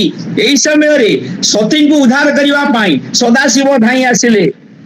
ଯେତେବେଳେ ସଦାଶିବ ଧାଇଁ ଆସିଲେ, ଦେଖୁଛନ୍ତି ସତୀ ଜଳି ଗଲେଣି। ସତୀଙ୍କର ଅର୍ଦ୍ଧଦଗ୍ଧ ଶିବ ଶରୀରକୁ ଶିବ କଣ କଲେ ନା କାନ୍ଧରେ ପକେଇଲେ। ଦକ୍ଷ ପତ୍ନୀ କ୍ରନ୍ଦନ କଲା, ପାଦ ଧରିଲା, କହିଲା ମୋ ସ୍ୱାମୀଟାକୁ ବଞ୍ଚେଇ ଦିଅ ଶିବ, ସେ ବହୁତ ଭୁଲ କରିଛି, ସେ ଆପଣଙ୍କୁ ଅପମାନ କରିଛି, ତାକୁ ବଞ୍ଚେଇ ଦିଅ। ତେଣୁ ଛାଗଳ ମୁଣ୍ଡ ଦକ୍ଷ ଶିରେ ଯୋଡ଼ି ଶିବ ସେ ସ୍ଥାନ ଛାଡେ। ଛାଗଳ ମୁଣ୍ଡ, ଗୋଟେ ଛେଳିର ମୁଣ୍ଡ ଯୋଡିଦେଲେ ଦକ୍ଷର ମୁଣ୍ଡରେ। ଦକ୍ଷ ମସ୍ତକ ବିହୀନ ହେଇଥିଲା, ଛେଳି ମୁଣ୍ଡରେ ଯୋଡି ଦେଇ ଶିବ ଚାଲିଲେ। ଏବଂ ଯେତେବେଳେ ଶିବ ଚାଲିଲେ, ସେତେବେଳେ ଭଗବାନ ବିଷ୍ଣୁ ଦେଖିଲେ ଯେ ଇଏ ଶିବ, ଇଏ ତ ମହାଯୋଗୀ, ଇଏ କଣ ଏତେ ମାୟାରେ ପଡିଗଲେ ସତୀଙ୍କର ବିଧ୍ୱଂସନ ପରେ। ତେଣୁ କଣ କଲେ ନା ଚକ୍ରରେ ସତୀଙ୍କର ଶରୀରକୁ ଖଣ୍ଡ ଖଣ୍ଡ କରି କାଟିଲେ ଏବଂ ପଡ଼ିଣ ଖଣ୍ଡ ଖଣ୍ଡ ଅଙ୍ଗ 77 ପୀଠ ପ୍ରସଙ୍ଗ। 77ଟି ପୀଠ ହେଇଛନ୍ତି, ସେଥିରେ 51 ଯେ ସିଦ୍ଧ ପୀଠ, ଉପପୀଠ 26 ଖ୍ୟାତ। 51ଟି ସିଦ୍ଧ ପୀଠ ଏବଂ ଉପପୀଠ ହଉଛନ୍ତି 26, ସମୁଦାୟ 77 ପୀଠ ହେଇଛନ୍ତି ମାଙ୍କର ଅଙ୍ଗ ପଡିକିରି। ମଙ୍ଗଳା ସ୍ତୁତିରେ ମା ମାନେ ବୋଲନ୍ତି ସେ କଥା। ଏବଂ ଲଙ୍କାୟାନ ସାଙ୍କରୀରେ ବି ଲଙ୍କାରେ ଗୋଟିଏ ଅଙ୍ଗ ପଡିଥିଲା, ସେ ହଉଛନ୍ତି ସାଙ୍କରୀ, ତାଙ୍କର ପୂଜା ମଧ୍ୟ ଚାଲିଛି। ତେବେ ଯାହା ହଉ, ଏଇ ଯୋଉ ସେ ଶିବ ସଦା ଦିଗମ୍ବର, ଯେ ଶିବ ସଦା ଭୟଙ୍କର, ସେ ଶିବ ସ୍ୱୟଂ ନାରାୟଣ। ନାରାୟଣ ହଉଛନ୍ତି ଶିବ, ଯିଏ ନାରାୟଣ ସେ ଶିବ। ଯୋଉ ରୁଦ୍ର ସ୍ୱୟଂ ବିଷ୍ଣୁ, ଯୋଉ ବିଷ୍ଣୁ ସ୍ୱୟଂ ମହେଶ୍ୱର। ଉଭୟ ଅନ୍ତରଙ୍ଗ ନାସ୍ତି ପବନ ଆକାଶୟ ଇବ। ଆକାଶ ଅନନ୍ତର ଯେମିତି ସତ୍ତା ନାହିଁ, ପବନର ସତ୍ତା ନାହିଁ। ନା ମୁଁ ପବନକୁ ଧରି ରଖିପାରିବି, ନା ମୁଁ ଅନନ୍ତକୁ ସ୍ପର୍ଶ କରିପାରିବି, ଠିକ ସେଇଭଳି ଶିବ ଆଉ ନାରାୟଣ। ନାରାୟଣଙ୍କ ଭିତରେ ଶିବ, ଶିବଙ୍କ ଭିତରେ ନାରାୟଣ, ଯେ ଉଭୟଙ୍କ ଭିତରେ କୌଣସି ଫରକ ନାହିଁ, ଭେଦ ନାହିଁ। ଏବଂ ଏଇମାନେ ହିଁ କଣ କରନ୍ତି, ସମସ୍ତଙ୍କର ନମସ୍ୟ ହେଇଥାନ୍ତି। ଆମେ ସେଇ ବିଷ୍ଣୁଙ୍କର ପୂଜା, ନାରାୟଣଙ୍କର ପୂଜା, ଶିବଙ୍କର ପୂଜା, ଦୁର୍ଗାଙ୍କର ପୂଜା, ଏଇ ପଞ୍ଚଦେବତାଙ୍କ ପୂଜା ଆମେ କରି ଆସିଛୁ, କରିବୁ। ଭଗବାନ ଶକ୍ତି ମା ଯେତେବେଳେ ଦେହ ତ୍ୟାଗ କରିଦେଲେ, ପରବର୍ତ୍ତୀ ଜନ୍ମ ଆସିଲା। ପରବର୍ତ୍ତୀ ଜନ୍ମ ତାଙ୍କର ହେଲା କଣ ନା ହିମାଳୟ ଘରେ ଜନ୍ମ ହେଲେ। ହିମାଳୟ ଗିରିରାଜ ହିମାଳୟ ଅଷ୍ଟ୍ୟୁତ୍ତର ଦିଶି ଦେବତାତ୍ମା ହିମାଳୟ ନାମ ନଗାଧିରାଜ ପୂର୍ବାପରୁତ ନିଧି ଯୋଗାୟ ସ୍ଥିତ ପୃଥିବ୍ୟାୟ ମାନଦଣ୍ଡ। ସେଇ ଯୋଉ ମାନଦଣ୍ଡ ମେରୁଦଣ୍ଡ ସ୍ୱରୂପ ବିରାଜିତ ହିମାଳୟ ଗିରି, ସେଇ ହିମାଳୟ ଗିରିଙ୍କର ପତ୍ନୀ ମେନା, ମେନା ଗର୍ଭରୁ ମା ସତୀ ଜନ୍ମ ହେଲେ। କଣ ହେଲେ ନା ପର୍ବତ ନନ୍ଦିନୀ ବୋଲି ତାଙ୍କ ନାଁ ହେଲା ପାର୍ବତୀ। ତେଣୁ ଏ ପାର୍ବତୀ ଯେତେବେଳେ ଜନ୍ମ ହେଲେ, ସୌନ୍ଦର୍ଯ୍ୟ ନାହିଁ ପଟାନ୍ତର, ସ୍ୱୟଂ ସେ ମାତା ତ୍ରୟୋକର। ଏ ତ୍ରିଲୋକର ମାତା, ତାଙ୍କ ସୌନ୍ଦର୍ଯ୍ୟରେ କିଏ ତାଙ୍କ ସୌନ୍ଦର୍ଯ୍ୟ ବଖାଣିବ, କିଏ ତାଙ୍କ ଗୁଣ ବଖାଣିବ? ଯେ ହଉଛନ୍ତି ଶକ୍ତିମୟୀ, ଯେ ହଉଛନ୍ତି ବେଦମୟୀ, ଯେ ହଉଛନ୍ତି ତପମୟୀ, ଯେ ହଉଛନ୍ତି ଧ୍ୟାନମୟୀ, ଯେ ହଉଛନ୍ତି ମନମୟୀ, ତାଙ୍କୁ କିଏ କହିବ, ତାଙ୍କୁ କିଏ ଜାଣିବ? ତେଣୁ ସେ ମନର ଦେବୀ, ତପସ୍ୟାର ଦେବୀ, ଜ୍ଞାନର ଦେବୀ, ବୁଦ୍ଧିର ଦେବୀ, ସେ ସ୍ୱୟଂ ବୁଦ୍ଧି ରୂପିଣୀ। ସେଇ ମାଙ୍କୁ ନମସ୍କାର କରିବା, ସେ ମାଙ୍କୁ ପ୍ରଣାମ କରିବା। ସେ ବୁଦ୍ଧି ରୂପରେ ଆମ ଭିତରେ ଅଛନ୍ତି। ଯା ଦେବୀ ସର୍ବଭୂତେଷୁ ବୁଦ୍ଧି ରୂପେଣ ସଂସ୍ଥିତା ନମସ୍ତସ୍यै ନମସ୍ତସ୍यै ନମସ୍ତସ୍यै ନମୋ ନମଃ। ସେଇ ବୁଦ୍ଧି ରୂପିଣୀ, ଜ୍ଞାନ ରୂପିଣୀ, ଗଙ୍ଗା ରୂପିଣୀ, ସିଦ୍ଧ ରୂପିଣୀ, ସିଦ୍ଧ ରୂପା ମା ଯୋଗମାୟାଙ୍କୁ ଆମେ ନିଶ୍ଚିତ ପ୍ରଣାମ କରିବା। ସେଇ ଯୋଗମାୟାଙ୍କର ଜନ୍ମ ହେଇଯାଇଛି। ଦିନେ ଜନ୍ମ ହେଲା ପରେ ମା ପାର୍ବତୀ ଦିନେ ଆସିଛନ୍ତି ନାରଦ ଗୋସାଇ। ନାରଦ ଗୋସାଇ କାହିଁକି ଆସିଛ? ତମେ ଟିକେ ମୋ ଝିଅର ହାତ ଦେଖିଲେ, ମୋର ଝିଅଟିଏ ହେଇଛି। ତେଣୁ ହାତ ଦେଖିଲେ ନାରଦ ଗୋସାଇ, ସେ କଣ କହିଲେ, ନାଇଁ କେମିତି ବାହା ହବ, ଗୋଟେ ବଡ ଘରେ ବାହା ହବ, ଟିକେ କାହାକୁ ବାହା ହବ କେମିତି ବିଚାର କଲ? ନାରଦ ହସିଦେଲେ, କହିଲେ ଯୋଗୀ ଦିଗମ୍ବର ଜଟିଳ ନିଷ୍କାମ ବେଶ ମଙ୍ଗଳ। ଇଏ ଗୋଟେ ଯୋଗୀ କି ବାହା ହବ, ସେ ପୁଣି ଦିଗମ୍ବର ହେଇଥିବ, ନଙ୍ଗଳା ହେଇଥିବ ଏବଂ ତାର କିଛି କାମନା ନଥିବ, ସେ ନିଷ୍କାମୀ ହେଇଥିବ, ଅମଙ୍ଗଳ ବେଶ ହେଇଥିବ। ମେନା କହିଲା କାହିଁକି? ଶିବେ ମୁଁ ଦେବି ନାହିଁ ବିଭା, ଯେଣୁ ସେ ଶିବ ସର୍ପ ଯୋଗା। ଆରେ ହେ, ସେ ସର୍ପ ଭୂଷଣ ଧାରୀ ସାପ ଉପରେ ବସିଛି, ସାପକୁ ମାଳ କରିଛି, ମୁଣ୍ଡରେ ସାପ, ହାତରେ ସାପ, ବାହୁରେ ସାପ, ଛାତିରେ ସାପ, ଚାକୁ ମୁଁ ମୋ ଝିଅକୁ ଦେବି ନାହିଁ। ନାରଦ ତମେ ଫେରି ଯାଅ। ନାରଦ ହସିଦେଲେ, କହିଲେ ଅନନ୍ତ ସାଇ ନାରାୟଣ ଶେଷ ଦେବ ନାଗ ଭୂଷଣ, ଏଥିରେ ନାହିଁ ଦୋଷ ଲେଶ ସୂଚନା ତେ ଜନ୍ତୁ ଅବଶ୍ୟ। ଆରେ ଅନନ୍ତ ସାଇ ନାରାୟଣ ତ ଅନନ୍ତ ଶଯ୍ୟାରେ ଶୋଇଛନ୍ତି, ଶିବ ତ ସର୍ପଭୂଷଣ ବାସୁକି କାଞ୍ଚେଇକିରି ବୁଲୁଛନ୍ତି, ତେଣୁ ବିନା ତପସ୍ୟାରେ କି ଶିବ କନ୍ୟାକୁ ତୋର ପ୍ରାପ୍ତ ହବ। ମେନା ତୁ କାହାକୁ ବାହାବୁ? କେହିକୁ ବାହା ହେବେନି। ଆଉ ତପସ୍ୟା ନ କଲେ ଏ ଝିଅକୁ ପାର୍ବତୀ କି ଶିବ ମଧ୍ୟ ମିଳିବେ ନାହିଁ। ଅଖଣ୍ଡ ହର ଦାତା ହର ପୂଜ୍ୟ ସେ ସଚରାଚରର, ବିନା ସାଧନେ ସିଦ୍ଧି କାହିଁ ଏ କଥା ମନେ ରଖ ତୁହି। ସାଧନ ବିନା ସିଦ୍ଧି କଣ ଆସିବ? ତେଣୁ ଏଇ କଥାକୁ କୁହାଯାଇଛି। ଏବଂ ଦୈବତ ହିମାଳୟର ପାଦ ଦେଶରେ ଧୈର୍ଯ୍ୟଟି ସେଇ ଶିବ ମହାଭାଗ ସେ ଆସି କଣ କରୁଛନ୍ତି ନା ତପସ୍ୟାରେ ବସିଯାଇଛନ୍ତି। ଯେତେବେଳେ ତପସ୍ୟା ଆସିଗଲା, ଏବେ ଆସି ନାରଦ କହିଲେ, ହେଇଗଲଣି ଯୁବତୀ, ହେଇଗଲଣି ପାର୍ବତୀ। ଅରେ ପାର୍ବତୀ, ତମେ ଯୁବତୀ ହେଲଣି, 10 ବର୍ଷ ଭବେତ କନ୍ୟା, ତମକୁ 10 ବର୍ଷ ହେଇଗଲାଣି। କନ୍ୟା ବରେ ତ ରୂପ, ତମେ ଗୋଟେ ସୁନ୍ଦର ରୂପ ଚାହୁଁଥାଅ, କିନ୍ତୁ ମୁଁ କହିଥିଲି ତମକୁ ତ ଶିବ ହିଁ ମିଳିବେ, ତେଣୁ ଶିବଙ୍କର ତପସ୍ୟା କର। ପାର୍ବତୀ ହଁ ମାନିଲେ। ନମ୍ରା ହି 23 ହି ମ କନ୍ୟା ହର ତପସ୍ୟା ଦେଖି ଧନ୍ୟା। ନମ୍ର ହିତୈଷୀ ହିମାଳୟର କନ୍ୟା କଣ କଲେ? ହରଙ୍କର ତପସ୍ୟାରେ ଯାଇ ତପସ୍ୟା ସ୍ଥଳରେ ପହଞ୍ଚିଲେ। କହିଲେ ଯଜ୍ଞ ବେଦୀ କରନ୍ତି ସହଜ, ସେବାରେ ଥାଏ ମଉଜ, ଯେ ହର ସେବା କରି ନାହିଁ ସନ୍ତୋଷ ଲଭିବ ସେ କାହିଁ। ତେଣୁ ଯୋଉମାନେ ସେବା କରିନାହାନ୍ତି ହରଙ୍କର, ସେ କେମିତି ସନ୍ତୋଷ କରିବେ? ତେଣୁ କୁମାରୀ ମାନେ ହୋଇ ମେଳ ଶିବେ ମାଗନ୍ତି ଦିବ୍ୟ ବର। ଶିବଙ୍କୁ ସମସ୍ତେ କାମନା କରନ୍ତି କାର୍ତ୍ତିକ ମାସରେ ଶିବ ମନ୍ଦିର ଯାଇ ପଞ୍ଚୁକ ଭିତରେ କହନ୍ତି ଆମକୁ ଗୋଟେ ଦିବ୍ୟ ବର ଦିଅ। ତେଣୁ ବିଦ୍ୟାରୁ ଜାତଟି ବିନୟ, ବିନୟ ସତ୍ପାତ୍ରେ ଉଦୟ, ବିଦ୍ୟା ବିନୟ ପାତ୍ର ମିଶି ସେବା ଧର୍ମ ତହୁ ପ୍ରକାଶୀ। ଏତିକି ବେଳେ ତାରକାସୁରର ପ୍ରାଦୁର୍ଭାବ ହେଇଛି। ତାରକାସୁର ଦେବତା ମାନଙ୍କୁ ଦଳନ କରୁଛି ଏବଂ ଦେବତା ମାନେ କେମିତି ଉଦ୍ଧାର ପାଇବେ? ତାରକାସୁର ତପସ୍ୟା କରି ବର ପ୍ରାପ୍ତ ହେଇଛି। ବ୍ରହ୍ମା ତାକୁ ବର ଦେଇଛନ୍ତି। କଣ ଦେଲେ? ଯୋଡ଼ିଏ ବର ଦେଲେ। କଣ ଦେଲେ ନା ପ୍ରଥମ ବରରେ ତ୍ରିପୁର ତାରକ ସମକକ୍ଷ ବୀର। ପ୍ରଥମ ବରରେ ତ୍ରିପୁରରେ ତାରକ ସମକକ୍ଷ ବୀର ନାହିଁ ନୋହିବେ କେହି ଜନ୍ମ, କେହି ଜନ୍ମ ହେଇନାହିଁ, କେହି ମଧ୍ୟ ଜନ୍ମ ହେବେ ନାହିଁ। ଅର୍ଥାତ ତା ସହିତ ଯୁଦ୍ଧ କରିବାକୁ ସକ୍ଷମ ବୀର କେହି ଜନ୍ମ ହେବେ ନାହିଁ। ପ୍ରଥମ ବର। ଦ୍ୱିତୀୟ ବରେ ତା ମରଣ, ଦ୍ୱିତୀୟ ବରରେ ତାର ମରଣ ମୃତ୍ୟୁ ଭେଦ କହିଲେ। କହିଲେ ଶିବ ଔରସୁ ପୁତ୍ର ଜାତ, ସେ ପୁତ୍ରେ ତାର କନିହତ। ଯଦି ଶିବର କେବେ ପୁତ୍ର ହୁଏ ଶିବ ଔରସରୁ, ଶିବ ବୀର୍ଯ୍ୟରୁ, ତାହେଲେ ତାରକାସୁର ତୁ ମରିବୁ, ନହେଲେ ତୁ ମରିବୁ ନାହିଁ। ତେଣୁ ବ୍ରହ୍ମା ଏକଥା ଥିଲେ କହି ଶିବଙ୍କୁ ସ୍ତୁତି କର ଯାଇ। ସମସ୍ତେ ଯାଇ ଶିବଙ୍କୁ ସ୍ତୁତି କର। ତାହେଲେ କଣ ହବ ନା ଶିବ ଯେତେବେଳେ ସନ୍ତୁଷ୍ଟ ହେବେ, ପାର୍ବତୀ ଏତିକି ବେଳେ ତ ଆସିକିରି କଣ କରୁଛି? ସେବା କରୁଛି। ତେଣୁ ଶିବଙ୍କର ବୀର୍ଯ୍ୟ ସ୍ଖଳନ ହେଲେ ହେଇଯିବ ପୁଅଟେ, ତାହେଲେ ଦେବତା ମାନଙ୍କର ମନୋରଥ ପୂର୍ଣ୍ଣ ହେଇଯିବ। ଇନ୍ଦ୍ର କଣ କଲା ନା କାମଦେବଙ୍କୁ ଡାକି ପାଶ, ଦେବରାଜ ଦେଲେ ଆଦେଶ। ଦେବରାଜ ଆଦେଶ ଦେଲେ କାମଦେବଙ୍କୁ ଡକାଅ। କାମଦେବ ଆସିଲା, ବସନ୍ତ ଆସିଲା ଏବଂ ବସନ୍ତ ସହଚରକୁ ନେଇ ହିମାଳୟ ପାଦ ଦେଶରେ ବସନ୍ତର ମଳୟ ପବନ ସୃଷ୍ଟି କରିଦେଲା ଏବଂ ସୁନ୍ଦର ପରିବେଶ ଭିତରେ ଯେମିତି କି କାମନା ଜାଗ୍ରତ ହୁଏ ମାନବ ହୃଦୟରେ, ଜୀବ ହୃଦୟରେ। ତେଣୁ ଶିବଙ୍କ ହୃଦୟରେ କାମନା ଜାଗ୍ରତ କରିବାର ପରିପନ୍ଥା ପନ୍ଥା ଗୁଡିକ ଗ୍ରହଣ କଲା। ଏବଂ ଯେତେବେଳେ ଶିବଙ୍କର ହୃଦୟ ଅଭିଭୂତ ହଉନି, ଶିବ ଧ୍ୟାନ ଯୋଗୀ, ଶିବ ଧ୍ୟାନରେ ବସିଛନ୍ତି, ସେତିବେଳେ କାମ ବାଣର ଯୋଉ ପଞ୍ଚ ସହାୟକ ଅରବିନ୍ଦ ଅଶୋକଞ୍ଚ ଚ୍ୟୁତଞ୍ଚ ନବମଲ୍ଲିକା, ଯୋଉ 5ଟା ଫୁଲରେ ଫୁଲ ସର, ସେ ସବୁ ଯାକ ଫୁଲ ସର ମାରିଦେଲା। କାମଦେବକୁ ପଠେଇଛି। କାମଦେବ ତୁ ଯା ଶିବଙ୍କୁ ହଇରାଣ କର। କାମଦେବର ଯେତେ ପ୍ରାଦୁର୍ଭାବ ଶିବଙ୍କୁ ସ୍ପର୍ଶ ନ କରିବାରୁ କାମଦେବ ତାର 5ଟା ଫୁଲ ସର ମାରିଦେଲା। ତେଣୁ ସଦାଶିବଙ୍କ ତପ ଭଙ୍ଗ କଲା କନ୍ଦର୍ପ ହତ ଭାଇ। ଯେତେବେଳେ ପାଞ୍ଚ ବାହାରିଗଲା ଯେଡେ ବଡ ମୁନି ଯତି ହେଲେ ମଧ୍ୟ ସେ ନିଶ୍ଚିତ ତପ ଭଙ୍ଗ ହେଇଯିବ। ତେଣୁ ଭଗବାନ ଶିବଙ୍କର ତପସ୍ୟା ଭଙ୍ଗ ହେଇଗଲା। ଭଙ୍ଗ ଯେତେବେଳେ ହେଇଗଲା ତୃତୀୟ ନେତ୍ର ବିସ୍ଫାରିତ ହେଇଗଲା। ତୃତୀୟ ନେତ୍ର ଅଗ୍ନି ନେତ୍ରରୁ ବିସ୍ଫାରିତ ଅଗ୍ନି ଯେତେବେଳେ ବୃଷ୍ଟି ହେଲା କ୍ରୋଧଂ ପ୍ରଭୁ ସଂହରେତି କୁମାର ସମ୍ଭବରେ କବି କାଳିଦାସ ଦେବତା ମାନେ ଉପରୁ କହୁଛନ୍ତି କ୍ରୋଧଂ ପ୍ରଭୁ ସଂହରେତି ଯାବତ୍ ଗିରକ୍ଷେ ମରୁତାରଚନ୍ତି ତାବତ୍ ସବନ୍ନେ ଭବନେତ୍ର ଜନ୍ମା ଭସ୍ମାବଶେଷଂ ମଦନଂ ଚକାର।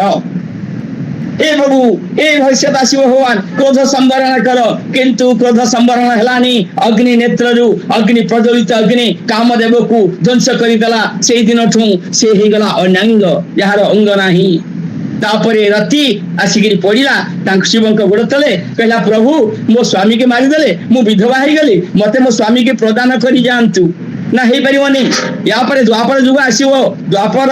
ଦ୍ୱାପର ଯୁଗରେ କଣ ହବ ନା ଶ୍ରୀକୃଷ୍ଣଙ୍କ ଠାରୁ ରୁକ୍ମିଣୀଙ୍କ ଠାରୁ ଜନ୍ମ ହବ ତୋର ସ୍ୱାମୀ। ତା ନାମ ହବ ପ୍ରଦ୍ୟୁମ୍ନ। ତାକୁ ସମ୍ବରାସୁର ନେଇଯିବ। ସମ୍ବରାସୁର ନେଲା ବେଳେ ସେ କଣ ନା ସାଗରରେ ଭସେଇ ଦବ। ସାଗରରେ ତାକୁ ଗୋଟିଏ ମତ୍ସ୍ୟ ଖାଇବ। ସେ ମତ୍ସ୍ୟ ପୁଣି ସମ୍ବରାସୁର ପୁରକୁ ଯିବ। ସେ ମାଛ କାଟିଲାରେ ତା ଭିତରୁ ଗୋଟେ ପୁଅ ବାହାରିବ। ସେଇ ପୁଅ ହଉଛି ପ୍ରଦ୍ୟୁମ୍ନ। ଏବଂ ତୁ କଣ କରିବୁ ନା ସମ୍ବରାସୁର ଘରେ ଯାଇ ଆଶ୍ରିତ ହେଇ ରହ। ତୁ ପ୍ରଦ୍ୟୁମ୍ନକୁ ପାଳନ କରିବୁ। ପ୍ରଦ୍ୟୁମ୍ନକୁ ତୁ ଥିବୁ ପାରି। ତୋ ସ୍ୱାମୀ କାମ ମନେ ଭଳି ତୋ ସ୍ୱାମୀ କାମ ଦେବ ପ୍ରଦ୍ୟୁମ୍ନ ରୂପରେ ଜନ୍ମ ହବ। ସେ ପୁତ୍ର ବଡ ହୋଇଗଲେ କାମର ମିଳନ ଭଲେ। ସେ ପୁତ୍ର ଯେତେବେଳେ ବଡ ହେଇଯିବ ସେତେବେଳେ କାମଦେବ ଆଉ ରତିଙ୍କର ମିଳନ ହେଇଯିବ। ତେଣୁ ସେଇଠୁ କଣ କଲା ନା ତା ସ୍ତ୍ରୀ ରତି ଯାଇ ରହିଲା ସମ୍ବରାସୁର ଘରେ। ଏବେ ପାର୍ବତୀ କଣ କଲେ? ଶଙ୍କର ଭାଜିଗଲେ, ତପସ୍ୟାରେ ଉଠିଗଲେ। ପାର୍ବତୀ ତପସ୍ୟାରେ ଲାଗିଲେ। ଆପଣ ହିମାଳୟ ଗଲାବେଳେ ଯେତେବେଳେ ଯାଉଥିବେ ସେତେବେଳେ ହିମାଳୟର ତପଭୂମି ସେଠି ଆପଣ ଦେଖିବେ ଗୌରୀ କୁଣ୍ଡ ଅଛି। ଏବଂ ଗୌରୀ କୁଣ୍ଡରେ ବସି ମା ପାର୍ବତୀ ତପସ୍ୟା କରୁଥିଲେ। 1400 ବର୍ଷ କରିଛନ୍ତି। 1400 ଯେ ବର୍ଷ ପାର୍ବତୀ ତପସ୍ୱିନୀ ବେଶ। ପାର୍ବତୀ ଭଜି ଶଙ୍କରଙ୍କୁ ଆରୋହୀ ହିମଗିରି ବୁକୁ। କଣ କଲେ ନା ଗୌରୀ ଶିଖରେ ଅଗ୍ନି ଜାଳି ଗୌରୀ କୁଣ୍ଡେ ଜଳରେ ବୁଡି ଯାକୋପେ ନାମ ନମ ଶିବାୟ ଭଜିଲେ ସପ୍ତର୍ଷି ଆସି ବୁଝାଇଲେ। ସପ୍ତର୍ଷି ଆସିକିରି ବୁଝାଇଲେ। ଯିଏ ଯେତେ ବୁଝେଇଲେ ମା ବୁଝୁନାହାନ୍ତି। ପାର୍ବତୀ କହନ୍ତି ବୁଝାଇ ଅନରେ ହିମ କିବା ରହି। ଆରେ ଯୋଉ ଶିବ ଅନଙ୍ଗକୁ କାମଦେବକୁ ପୋଡିଦେଲା ତୁ ସେଇ ଶିବଙ୍କୁ ବର ରୂପେ ପାଇବୁ। ତୁ ତପସ୍ୟା କରୁଛୁ ମା ପାର୍ବତୀ। ଆରେ କେତେବେଳେ ତା ଆଖିରୁ ବାହାରି ପଡିବ ନିଆଁ ଯଦି ତୁ ଜଳିଯିବୁ। ନା ଆରେ ତମେ ଜାଣିନ ବାବା। କାହିଁକି ନା ନଳ ଭିତରେ ନିଆଁ ଭିତରେ କଣ ହିମ ଅର୍ଥାତ ବରଫ ରହିପାରିବ? ସେ ତ ତରଳିବ। ତେଣୁ କୋଟି ଜନ୍ମ ପାଇଁ ହର କହିବ ସିନା ମୋର ବର ମୁଁ କୋଟିଏ ଜନ୍ମ ପାଇଁ ହରଙ୍କୁ ବର ରୂପରେ ପାଇବି ମୋର ପ୍ରାର୍ଥନା। ତପସ୍ୟା କରୁଛନ୍ତି ଶିବ। ରାମ ଭଗବାନ ଆଣିଲେ। ରାମ ଶିବଙ୍କୁ କହିଲେ ଆରେ ପାର୍ବତୀ ବହୁତ ତପସ୍ୟା କଲେଣି, ସେ ସତୀ ଥିଲା, ତମେ ତାକୁ ଗ୍ରହଣ କର। ରାମଙ୍କ ଆଦେଶରେ ବ୍ରହ୍ମଙ୍କ ଆଦେଶରେ ଆସୁଛନ୍ତି ଶିବ। ବ୍ରାହ୍ମଣ ବେଶ ଧରିଲେ ଏବଂ କହିଲେ ଗୌରୀ ପାଖରେ ପହଞ୍ଚିଲେ। କହିଲେ ଗିରିରାଜ ଯେ ହିମବନ୍ତ ତା କନ୍ୟା ହୋଇ ତୁ ସମ୍ଭୂତ। ତୁ ହିମାଳୟର କନ୍ୟା। ହିମାଳୟର ହବିର ଭାଗ ଅଛି। ହିମାଳୟର ହଉଛି ଦେବତା ମାନଙ୍କର କ୍ରୀଡା ଭୂମି। ହିମାଳୟ ହଉଛି ଗୋଟେ ବିରାଟ ଷ୍ଟାଡିୟମ ଦେବତା ମାନଙ୍କର, ଯୋଉଠି ରାମ ସରୋବର ଅଛି, ମାନ ସରୋବର ଅଛି, କାମ ସରୋବର ଅଛି, ଯୋଉଠି ସଦାଶିବ ଅଛନ୍ତି କୈଳାସବାସୀ। ତୁ ତାଙ୍କ କନ୍ୟା ହେଇକିରି ତୁ ଗୋଟେ କାହାକୁ ବର ରୂପେ ପାଇବୁ? ତୋ ପାଖକୁ ବର ଜୁଟିବେ ଆସିକିରି। ତେଣୁ ସେ ଯୋଉ ବାହାବୁ ନା ମୁଁ ଶିବଙ୍କୁ ବର କରିବି ନା ଶ୍ମଶାନବାସୀ ନାହିଁ ଘର ଗଳେ ବହୁଛି ସର୍ପ ଭାର 5 ମୁଣ୍ଡ 15 ଆଖି ଗରଳ କଣ୍ଠେ ସର୍ପ ଲାଖି ଅଷ୍ଟତା ତ୍ରିଶୂଳ ଡମ୍ବରୁ ବାହନ ତାବ୍ରୁ ସଭଗରୁ ସେ ନୁହେଁ ତୁମ୍ଭ ଉପଯୁକ୍ତ ତପରୁ ହୋଇ ଯାବିରତ। ସେ କେମିତି ତମ ପାଇଁ ଉପଯୁକ୍ତ ହବ? ସାପ ବହୁଛି, ଗୋଟେ ଡମ୍ବରୁ ଗୋଟେ ତ୍ରିଶୂଳ ଧରୁଛି, ତା ଦ୍ଵାରା କଣ ହବ ତମେ ସେଇଆକୁ ଭାବିଛ? ତେଣୁ ଯେତେବେଳେ ସେ କହିଲେ ଏ ବ୍ରାହ୍ମଣ ଶାନ୍ତ ହୁଅ, ଶିବ ନିନ୍ଦା କର ନାହିଁ, ମୁଁ ଶିବ ନିନ୍ଦା ସହିପାରିବି ନାହିଁ। ତେଣୁ ବ୍ରାହ୍ମଣ ବେଶ ପରିହରି ସ୍ୱରୂପ ଦେଖାନ୍ତି ପୁରାରୀ ଶିବଙ୍କର ନିଜ ସ୍ୱରୂପ ଦେଖିଦେଲେ। ପାର୍ବତୀ କଣ କହିଲେ? ଶୟାଧିରାଜ ତନୟା ନଜ ଯୌନ ତସ୍ଥୌ। ଶୟାଧିରାଜ ତନୟା ଯିବା ପାଇଁ ଉଦ୍ୟତା ହେଇଯାଇଥିଲେ, ପାଦ ଟେକି ଯାଇଥିଲେ। ଠିକ ଗୋଟିଏ ପାଦ ତଳେ ଗୋଟିଏ ପାଦ ଉପରେ ଭଗବାନ ଶିବ ଶଙ୍କର କଣ କରିଛନ୍ତି? ଗୋଟିଏ ପାଦ ଉପରକୁ ଉଠୁଛନ୍ତି, ଗୋଟିଏ ପାଦ ତଳେ ରଖିଛନ୍ତି। ଏଇ ଅବସ୍ଥାରେ ଉଭୟଙ୍କର ଭେଟ ହେଇଯାଇଛି। ସେଇ ସମୟରେ କଣ ହେଇଛି ନା ଦେବତା ମାନେ ସ୍ୱର୍ଗରୁ ପୁଷ୍ପ ବୃଷ୍ଟି କରିଛନ୍ତି, ଶିବ ପାର୍ବତୀଙ୍କର ବିବାହ କଥା ତାପରେ ଚାଲିଛି। ତେଣୁ ଯେତେବେଳେ ଶିବ ବର ହେଇକିରି ଗଲେ କଣ କଲେ ନା ମୁଣ୍ଡରେ ଆସିବ, ହାତରେ ଆସିବ, କଙ୍କଣ ଆସିବ, କୁଣ୍ଡଳ ଆସିବ, ହାର ଆସିବ, ଅଣ୍ଟାରେ ଶିବ କହୁଛି ସବୁ ସର୍ପ ଭୂଷଣ। ତେଣୁ ସର୍ପ ବିଷୟରେ ଶିବମୟ ହେଇଗଲେ, ଶିବ ଶିବମୟ, ସର୍ପ ଶିବମୟ, ସମସ୍ତେ ଶିବମୟ ହେଇଗଲେ। ତାପରେ ବ୍ରହ୍ମା ବିଷ୍ଣୁ ତାଙ୍କର ବରଯାତ୍ରୀ, ଭୂତ ପ୍ରେତ ପିଶାଚ ଏମାନେ ଯୋଗିନୀ ଏମାନେ ମଧ୍ୟ କୋଳାହଳ କରି ଯାଉଛନ୍ତି। ଯାଇ ଯେତେବେଳେ ହିମାଳୟ ପୁରରେ ପହଞ୍ଚିଗଲେ, ବିବାହ ହବ, ବିରାଟ ସାଜସଜ୍ଜା ହେଇଛି। ହିମାଳୟ ଯେ ହଉଛନ୍ତି ସ୍ୱୟଂ ନିଧି ଅର୍ଥାତ ଭଣ୍ଡାର, ଶୈଳ ନ ମାଣିକ୍ୟମ, ଯିଏ ମାଣିକ୍ୟର ଭଣ୍ଡାର ହିମଗିରି, ତାରି ଘରେ ତା ଝିଅକୁ ବାହା ହେବେ ଶିବ। ତେଣୁ ସେଠି ଶିବଙ୍କର ଏ ରୂପ, ତାଙ୍କ ସହିତ ଯୋଉ ଭେଳିକି ଲଗା ଭୂତ ପ୍ରେତ ଉଡେ ଯାଇଛନ୍ତି, ଯୋଗିନୀ ଯାଇଛନ୍ତି, ୟାଙ୍କୁ ଦେଖି ମନ କଷଟି ଗଲା କାହାର ନା ମେନାଙ୍କର। କହିଲା ଇଏ ନାରଦଟା କୋଉଠି ଥିଲା କେଜାଣି, ଆସି କହିଲା ସେଇ ଶିବକୁ ବାହା ହବ। ଶେଷକୁ ଇଏ ମୋ କନ୍ୟାର ଦୋଷ, ପାର୍ବତୀର ଏ ଭାଗ୍ୟ ଦୋଷ, ବର ବରିବ ଆଶୁତୋଷ, କାହାକେ କହିବି ଏ କଥା, ଏସବୁ ବିଧିର ବ୍ୟବସ୍ଥା, ଏ ବିଧିର ବିଧାନ। ତେଣୁ କନ୍ୟାକୁ କୁଣ୍ଢେଇକିରି ବସିଲେ, ପାର୍ବତୀକି କୁଣ୍ଢେଇ ବସିଲେ, ମା ଗୁଡେ କାନ୍ଦିଲେ। ତେଣୁ ତୋ ପାଇଁ କି ଏଇଭଳିଆ ବର ଗୋଟିଏ ଖଞ୍ଜି ଦେଇଛି ବିଧାତା। କହିଲେ ଭାଗ୍ୟର ଦାସ ସିନା ଯିବ, ଭାଗ୍ୟ ନିନ୍ଦିକି ଲାଭ ହବ। ପାର୍ବତୀ କହିଲେ ଆରେ ଭାଗ୍ୟର ଦାସ ହଉଛି ଯିବ, ଭାଗ୍ୟକୁ ନିନ୍ଦା କରି କଣ ଲାଭ ହବ?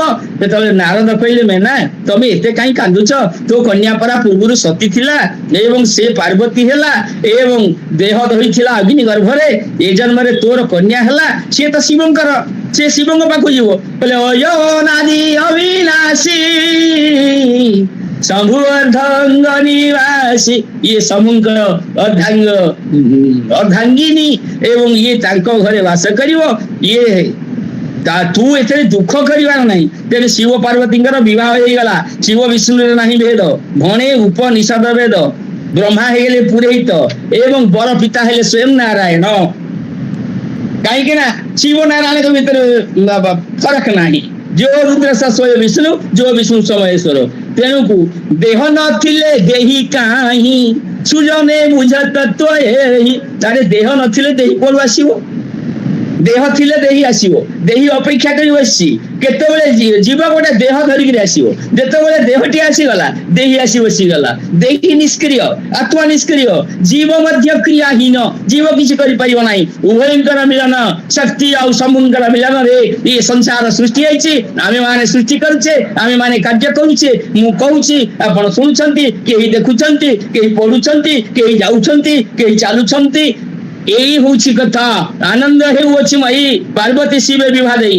ତେଣୁ ପାର୍ବତୀଙ୍କି ମା ବତେଇଲେ କଣ ନା ତୁ ଶାଶୁ ଘରୁ ଗଲେ କଣ କଣ କରିବୁ? ନା ମୋର ତ ଶାଶୁ ନାହିଁ କି ଶ୍ୱଶୁର ନାହିଁ, କଣଟା କରିବି? ନା ରେ ସ୍ୱାମୀ ପରା ହଉଛି ପରମ ବାନ୍ଧବ, ସ୍ୱାମୀ ଗୁରୁ ସ୍ୱାମୀ ପରମ ବାନ୍ଧବ, ସ୍ୱାମୀ ସେବାରେ ତୋ ମନ। ତେଣୁ ତୁ ତ ବାହା ହେଇଯିବୁ। କହିଲା ବିଧାତା ନାରୀ ସୃଷ୍ଟି କଲା, ବିବାହେ ଗୋତ୍ର ବଦଳିଲା। ନାରୀର ସୃଷ୍ଟି ତାର ଗୋତ୍ର ବଦଳି ଯାଏ ବିବାହ କାଳରେ। ସେ ଯେତେବେଳେ ଅନ୍ୟ ଘରକୁ ଯାଏ ତାର ଗୋତ୍ର ବଦଳି ଯାଏ ଏବଂ ଧୀରେ ଅନ୍ୟ ଘରକୁ ଗଲା ପରେ ତାର ଗାତ୍ର ବି ବଦଳି ଯାଏ। ଗାତ୍ର ଅର୍ଥାତ ଶରୀର, ତା ଶରୀରରେ ଅନେକ କିଛି କମ୍ପନ ଆସିଯାଏ ବିବାହ କାଳ ପରେ। ଗୋତ୍ର ବଦଳେ, ଗାତ୍ର ବଦଳେ, ମୈତ୍ର ବଦଳେ, କ୍ଷେତ୍ର ବଦଳେ, ସ୍ରୋତ୍ର ବଦଳେ, ଅନେକ ବଦଳିବାର ସମ୍ଭାବନା ବେଦରେ ରହିଛନ୍ତି। ଏ ହଉଛନ୍ତି କର୍ମକାଣ୍ଡର କଥା। ତେଣୁ ଉମା ମହେଶ୍ୱର ମିଳନ, ଶିବଙ୍କର ବୀର୍ଯ୍ୟ ସ୍ଖଳନ, ଶିବଙ୍କର ବୀର୍ଯ୍ୟ ସ୍ଖଳନ ହଉଛି ଉମା ମହେଶ୍ୱରଙ୍କର ମିଳନରେ। ସେ ବୀର୍ଯ୍ୟ କଣ ହେଲା ନା ପାର୍ବତୀ ତ ଗ୍ରହଣ କରିପାରିବେ ନାହିଁ।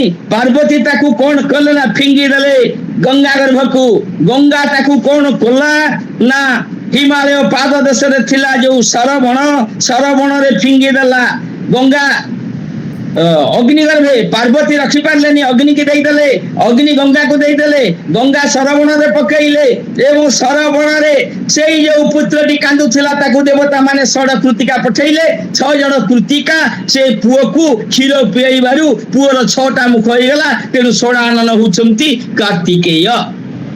କାର୍ତ୍ତିକେୟ ଯେତେବେଳେ ବଡ ହେଇଗଲେ ସେ ମାରିବେ କାହାକୁ ନା ତାରକାସୁରକୁ। ତସ୍ମିନ୍ ବିପ୍ରକୃତା କାଳେ ତାର କେଣ ବିବୌଧୌଷ। ତେଣୁ ଏ ବିବୁଧ ମାନେ ସେତିକି ବେଳେ କଣ ହେଲା ନା ତାରକାସୁରର ପ୍ରାଦୁର୍ଭାବ ବଢିଯାଇଛି, ନାମ କାର୍ତ୍ତିକେୟ କୁମାର। ତେଣୁ ଏଇ କଥା ଯାଜ୍ଞବଲ୍କ୍ୟ ମୁନିଙ୍କ ଠାରୁ ଶୁଣୁଛନ୍ତି କିଏ ନା ଭରଦ୍ୱାଜ ମୁନି। ତେଣୁ ଶିବରେ ରତି ନାହିଁ ଯାର, ଶ୍ରୀରାମ ସପନ ତାହାର। ବିନା ଶିବରେ ରାମ ମିଳିବେ ନାହିଁ, ବିନା ରାମରେ ଶିବ ମିଳିବେ ନାହିଁ। ତେଣୁ କେହି ଯଦି ବିଷ୍ଣୁ ଦ୍ରୋହୀ ହେଇ କହିବ ମୁଁ ଶିବ ଭକ୍ତ, ସେଇ ହେଇଗଲା ରାବଣ। କେହି ଯଦି ଶିବ ଦ୍ରୋହୀ ହେଇ କହିବ ମୁଁ ରାମ ଭକ୍ତ, ସେ ହେଇଯିବ କଂସ। ତେଣୁ ଏଇ ହଉଛି କଥା, ଆଉ କିଛି କଥା ନାହିଁ। ତେଣୁ ଶିବ ଦ୍ରୋହୀ ବିଷ୍ଣୁ ଦ୍ରୋହୀ ହବାର ନାହିଁ, କାହିଁକି ନା ସେ ଦୁହେଁ ଯାକ ମିଶିଗଲେ ଏକେ। ନିଷ୍କପଟ ପ୍ରେମରେ ଶିବ ମିଳିବେ ଏହି ବାଣୀ ଧ୍ରୁବ। ତେଣୁ କୈଳାସଗିରି ହିମାଚଳ ଶିବଙ୍କ ନିତ୍ୟ ଯୋଗ ସ୍ଥଳ। ଏଇଠି କଣ ହେଲା ନା ପାର୍ବତୀ ଦିନେ ବସିଗଲେ ଶିବଙ୍କ ପାଖରେ। କୈଳାସଗିରି ହିମଗିରିରେ କୈଳାସ ପର୍ବତ, ସେଇଠି ନିତ୍ୟ ଯୋଗସ୍ଥଳ ଶିବଙ୍କର ବିରାଟ ବଟ ବୃକ୍ଷ ମୂଳରେ ଦିନେ କଣ କଲେ ନା ଶିବ ବସିଛନ୍ତି ଯୋଗ ବଳରେ। ଯୋଗେଶ୍ୱରଙ୍କୁ ଯୋଗୀରାଜ ଶରୀର ଆତ୍ମା ଭାବି ଭୋଜ। ଯୋଗେଶ୍ୱରଙ୍କୁ ଯୋଗୀରାଜ ଚିନ୍ତା କରୁଛନ୍ତି, ଯୋଗ ଜ୍ଞାନ ବୈରାଗ୍ୟ ନିଧି ଚନ୍ଦ୍ରଶେଖର ସୁପ୍ରସିଦ୍ଧି। ଚନ୍ଦ୍ରଶେଖର କଣ କରୁଛନ୍ତି ନା ଭଗବାନଙ୍କ ପାଖରେ ପରବ୍ରହ୍ମ ପାଖରେ ମନ ନିବେଶ କରିଦେଇଛନ୍ତି। ସେଇବେଳେ ପାର୍ବତୀ ଆସିଲେ, ଶମ୍ଭୁ ବାମ ଭାଗେ ବସିଲେ, ଶିବଙ୍କର ବାମ ଭାଗରେ ବସିଲେ। ସୁଗନ୍ଧ ଗନ୍ଧ ଶୀତଳ ପବନ ବହୁଛି, ବାୟୁ ଚଳାଚଳ ହଉଛି। ସେଇଠି କହିଲେ ପ୍ରଭୁ ମୁଁ ପୂର୍ବରେ ସତୀ ଥିଲି, ତେଣୁ ମୋର ଜନ୍ମ ଜନ୍ମରେ ଶିବଙ୍କ ପ୍ରତି ରତି ଅଛି। ରାମ କଥାରେ ଚିତ୍ତ ମୋର ସେହି କି ଅଯୋଧ୍ୟା କୁମାର। ସେଇ ଅଯୋଧ୍ୟା କୁମାର ଯଦି ରାମ, ସେ ଅଜ, ସେ ଅଗୁଣ, ସେ ଅଲେଖ, ସେ ଅରୂପ, ସେ ପୂର୍ଣ୍ଣ ବ୍ରହ୍ମ, ସେ ସ୍ୱରୂପ, ସେ ନିର୍ଗୁଣ ବ୍ରହ୍ମ କେଉଁ ପରି ହେଲେ ସଗୁଣ ବପୁଧାରୀ, ମତେ ସେଇ କଥା ଟିକେ କୁହନ୍ତୁ। ଯଦ୍ୟପି ଜନମ ମୋ ନାରୀ, ବେଦରେ ନୁହେଁ ଅଧିକାରୀ। ଶିବ ଜାଣନ୍ତି ରାମ ତତ୍ଵ, ଶିବ କହନ୍ତି ଭାଗବତ। ଶିବ ଯେ ତ୍ରୈଲୋକ୍ୟର ଗୁରୁ, ଶିବ ମଙ୍ଗଳ ମହାମେରୁ। ରାମ କଥା ସୁଧା ସରିତ, ପିବନ୍ତି ସୁଜ୍ଞାନୀ ପଣ୍ଡିତ। ବସିଛନ୍ତି ଭବାନୀ, ପଚାରୁଛନ୍ତି ମତେ ଟିକେ ରାମ କଥା କୁହ, ମୁଁ ଜାଣିପାରିଲି ନାହିଁ। ମୁଁ ଜାତ ସ୍ମର, ସତୀ ଜନ୍ମ କଥା ମୋର ମନେ ଅଛି। ମୁଁ ଜଳି ପଡି ନିଜେ ଭସ୍ମ ହେଲି, ଏବେ ମୁଁ ରାମଙ୍କ କଥା ଶୁଣିବି। ନା ଠିକ ଅଛି, ରାମ ହଉଛନ୍ତି ନିର୍ଗୁଣ ଅରୂପ, ଭକ୍ତ ପାଇଁ ସେ ସଗୁଣ ହୁଅନ୍ତି। ଯେମିତିକା ଜଳ ବରଫ ହେଇଯାଏ, ବରଫ ଜଳ ହେଇଯାଏ। କୋଉଟା ନିର୍ଗୁଣ? ନିର୍ଗୁଣ ହଉଛି ବରଫ, ସଗୁଣ ହଉଛି ଜଳ। କାହିଁକି ନା ଜଳକୁ ଆମେ ପାନ କରିପାରିବା। ଠିକ ସେଇଭଳି ନିରାକାର ବ୍ରହ୍ମ ହଉଛନ୍ତି ବରଫମୟ ପିଣ୍ଡ, ହିମପିଣ୍ଡ, ଏବଂ ସଗୁଣ ହଉଛନ୍ତି ରାମ ଆନନ୍ଦଦାୟୀ। ରାମ ରସରେ ସମସ୍ତେ ଅବଗାହନ କରନ୍ତୁ। ରାମ ପରମାତ୍ମା ଭବାନୀ, ଭକ୍ତ ଡାକେ ଆସିବନି। ଭକ୍ତଙ୍କର ଡାକରାରେ ସେ ଅବନି ଆସନ୍ତି। ନା ଯଦି ରାମ ପରମ ବ୍ରହ୍ମ ଜୀବ ହୃଦୟରେ ଅଛନ୍ତି, ସେ କାହିଁ ଧରିଲେ ନର ତନୁ, ବୁଝାଇ କୁହ ମତେ ଏଣୁ। ମତେ ଟିକେ ସେଇ କଥା କୁହ। ନା ଉମା ତମର ସନ୍ଦେହ ଯାହା ତାହା ମୁଁ ଦୂର କରିବି। ନିର୍ଗୁଣ ନିର୍ବିକାର ବ୍ରହ୍ମ ସେ ସଗୁଣ ହୁଅନ୍ତି। ସେ ଶିବ ବ୍ରହ୍ମ ଯିବେ ଥାଇ, ଦ୍ରଷ୍ଟା ଓ ସାକ୍ଷୀ ସେ ବୋଲାଇ। ସେ ବ୍ରହ୍ମ ଯେବେ ଯାଏ ଚାଲି, ଜଡ ଶବକୁ ଦିଅନ୍ତି ଠେଲି। ଆମେ ତ ଦୈନନ୍ଦିନ ଦେଖୁଛେ, ଯିଏ ମରିଗଲା ସେ ନିର୍ଗୁଣ ବ୍ରହ୍ମ ଯେତେବେଳେ ଚାଲିଗଲା, ସେ ଜଡ ହେଇଗଲା ଶବ। ଇଏ ହଉଛି ଜଡ ଚେତନର ଗ୍ରନ୍ଥି। ସୃଷ୍ଟି ଆଉ ଶ୍ରେଷ୍ଠ, ସୃଷ୍ଟି ଆଉ ବିଷ୍ଣୁ, ସୃଷ୍ଟି ଆଉ ଭଗବାନ। ଜଡ ଗୋଟିଏ, ଚେତନ ଗୋଟିଏ। ଇଏ ଗୋଟେ ଗଣ୍ଠି ପଡି ଯାଇଛି, ନା ଜଡ ଖସି ଯାଉଛି ନା ଚେତନ ଖସି ଯାଉଛି। ଉଭୟଙ୍କ କ୍ରିୟାରେ, ଉଭୟଙ୍କ ମିଳନରେ ଗୋଟେ କ୍ରିୟା ଚାଲିଛି। ସେ ବାପ ମା, ସେ ଅନ୍ଧାର ଆଲୁଅ, ସିଏ ଜ୍ଞାନ ଅଜ୍ଞାନ, ସେ ନୀତି ଅନୀତି, ସବୁ କଥା ହଉଛନ୍ତି ସେଇ। ଆମେ କାହାକୁ ଗ୍ରହଣ କରିବା? ମୋ ହୃଦୟରେ କୋଉ ଫିଲାମେଣ୍ଟ ଅଛି, ଯେମିତି ଟ୍ରାଞ୍ଜିଷ୍ଟର ଭିତରେ ଯୋଉ ଫିଲାମେଣ୍ଟ ଥାଏ, ଚାରୁ ବାଜିଲେ ଆକାଶବାଣୀ କଟକ କଟକ ଲଗେଇଥିଲେ ବାଜିବ, ବିଦ୍ୟୁତ ଭାରତୀ ଲଗେଇଲେ ବାଜିବ, ବା ଟିଭି ଲଗେଇଲେ ବାଜିବ। ସେମିତି ମୋ ଫିଲାମେଣ୍ଟକୁ ମୁଁ ସଜାଡି ଦେବି। ମୋ ଫିଲାମେଣ୍ଟର ରାଜା ହଉଛି ମନ। ତେଣୁ ମୁଁ ମନକୁ ସଜାଡି ଦେବି। ଏଇ ମନ ବୃନ୍ଦାବନ, ଏଇ ମନ କାଶୀ। ମନକୁ ମୁଁ କଣ କରିବି ନା ଭଗବାନଙ୍କୁ ଦେଇଦେବି, ସତସଙ୍ଗରେ ଦେଇଦେବି। ସତସଙ୍ଗରେ ରାମ କଥା, ଶ୍ରବଣେ କଟେ ଭବ ବ୍ୟଥା। ରାମରେ ହେଲେ ଅନୁରାଗ, ତହୁଁ ଜନ୍ମିବ ବୈରାଗ। ବୈରାଗରୁ ଜ୍ଞାନ ଜାତ, ଜ୍ଞାନରୁ ଭକ୍ତି ପ୍ରାପ୍ତ। ବିନା ଭକ୍ତିରେ ରାମ ନାହିଁ, ଶାସ୍ତ୍ର ଏକଥା ଛନ୍ତି କହି। ତେଣୁ ଭକ୍ତି ବୈରାଗ ଜ୍ଞାନ ତିନି ମିଳିଲେ ଶୁଭ କର୍ମ। ଇଏ ଯୋଉ 9ଟି ଚରଣ ହେଇଛି, ଇଏ ରାମଙ୍କର ନବାନ୍ନ ପାରାୟଣ ପାଇଁ 9 ଦିନ ଯାକ ପାଠ କରିବାର ବ୍ୟବସ୍ଥା ହେଇଛି। ଏଇଠି ପ୍ରଥମ ଚରଣ ସମାପ୍ତ ହେଇଛି। ଆଜି ମା କହିଥିଲେ ପ୍ରଣତି ମା, ପ୍ରଥମ ଚରଣ ସରିଗଲା, ଆପଣ ଟିକେ କହିବେ, ବହି କାହାରି ପାଖରେ ନାହିଁ। ତେଣୁ ମୁଁ ଆସି ଯାହା ଦିପଦ କହିଲି ଭଗବାନଙ୍କର ତତ୍ଵ କଥା, ଭଗବାନଙ୍କ କଥା ଯାହା ଲେଖାଯାଇଛି ଏବଂ ଯାହା ସେ କରିଛନ୍ତି, କରି କରାଉଥାଇ ସେଇ, ତା ବିନୁ ଅନ୍ୟ କେହି ନାହିଁ। ଏଇଠାରେ ମୋର ବାଣୀର ବିଶ୍ରାମ ଦଉଛି। ୟା ପରେ ଭାଗବତ କଥା ଅଛି, ଆପଣ ମାନେ ଭାଗବତ ରସରେ ଯିବେ। ଯୋଉଠି ହେଲେ ସେଇ ରାମ, ସେଇ କୃଷ୍ଣ, ରସ ହଉଛି ଗୋଟିଏ, ରସରେ ନିମିତ୍ତ ନାହିଁ, ରସ ହଉଛି ଅମୃତ। ତେଣୁ ପିବତ ଭାଗବତ ରସମାଳୟଂ, ସେଇ ଭାଗବତ ରସକୁ ସମସ୍ତେ ସଦାବେଳେ ଆମେ ପାନ କରୁଥିବା, ଯେତିକି ଦିନ ଆମେ ଅଛେ। ଇଏ ବଡ ସୁନ୍ଦର ସଂସ୍ଥା, ଏମିତି ଚାଲୁ। ମୁଁ ଭଗବାନଙ୍କ ପାଖରେ ପ୍ରଣାମ କରୁଛି, ଆପଣ ମାନଙ୍କୁ ପ୍ରଣାମ କରୁଛି, ରାମକୃଷ୍ଣ ଭଗବାନ ଜଗନ୍ନାଥଙ୍କୁ ପ୍ରଣାମ କରୁଛି। ଏଇଠାରେ ମୋର ବାଣୀ ବିରାମ ଦଉଛି। ଜୟ ଜଗନ୍ନାଥ, ଜୟ ଶ୍ରୀରାମ।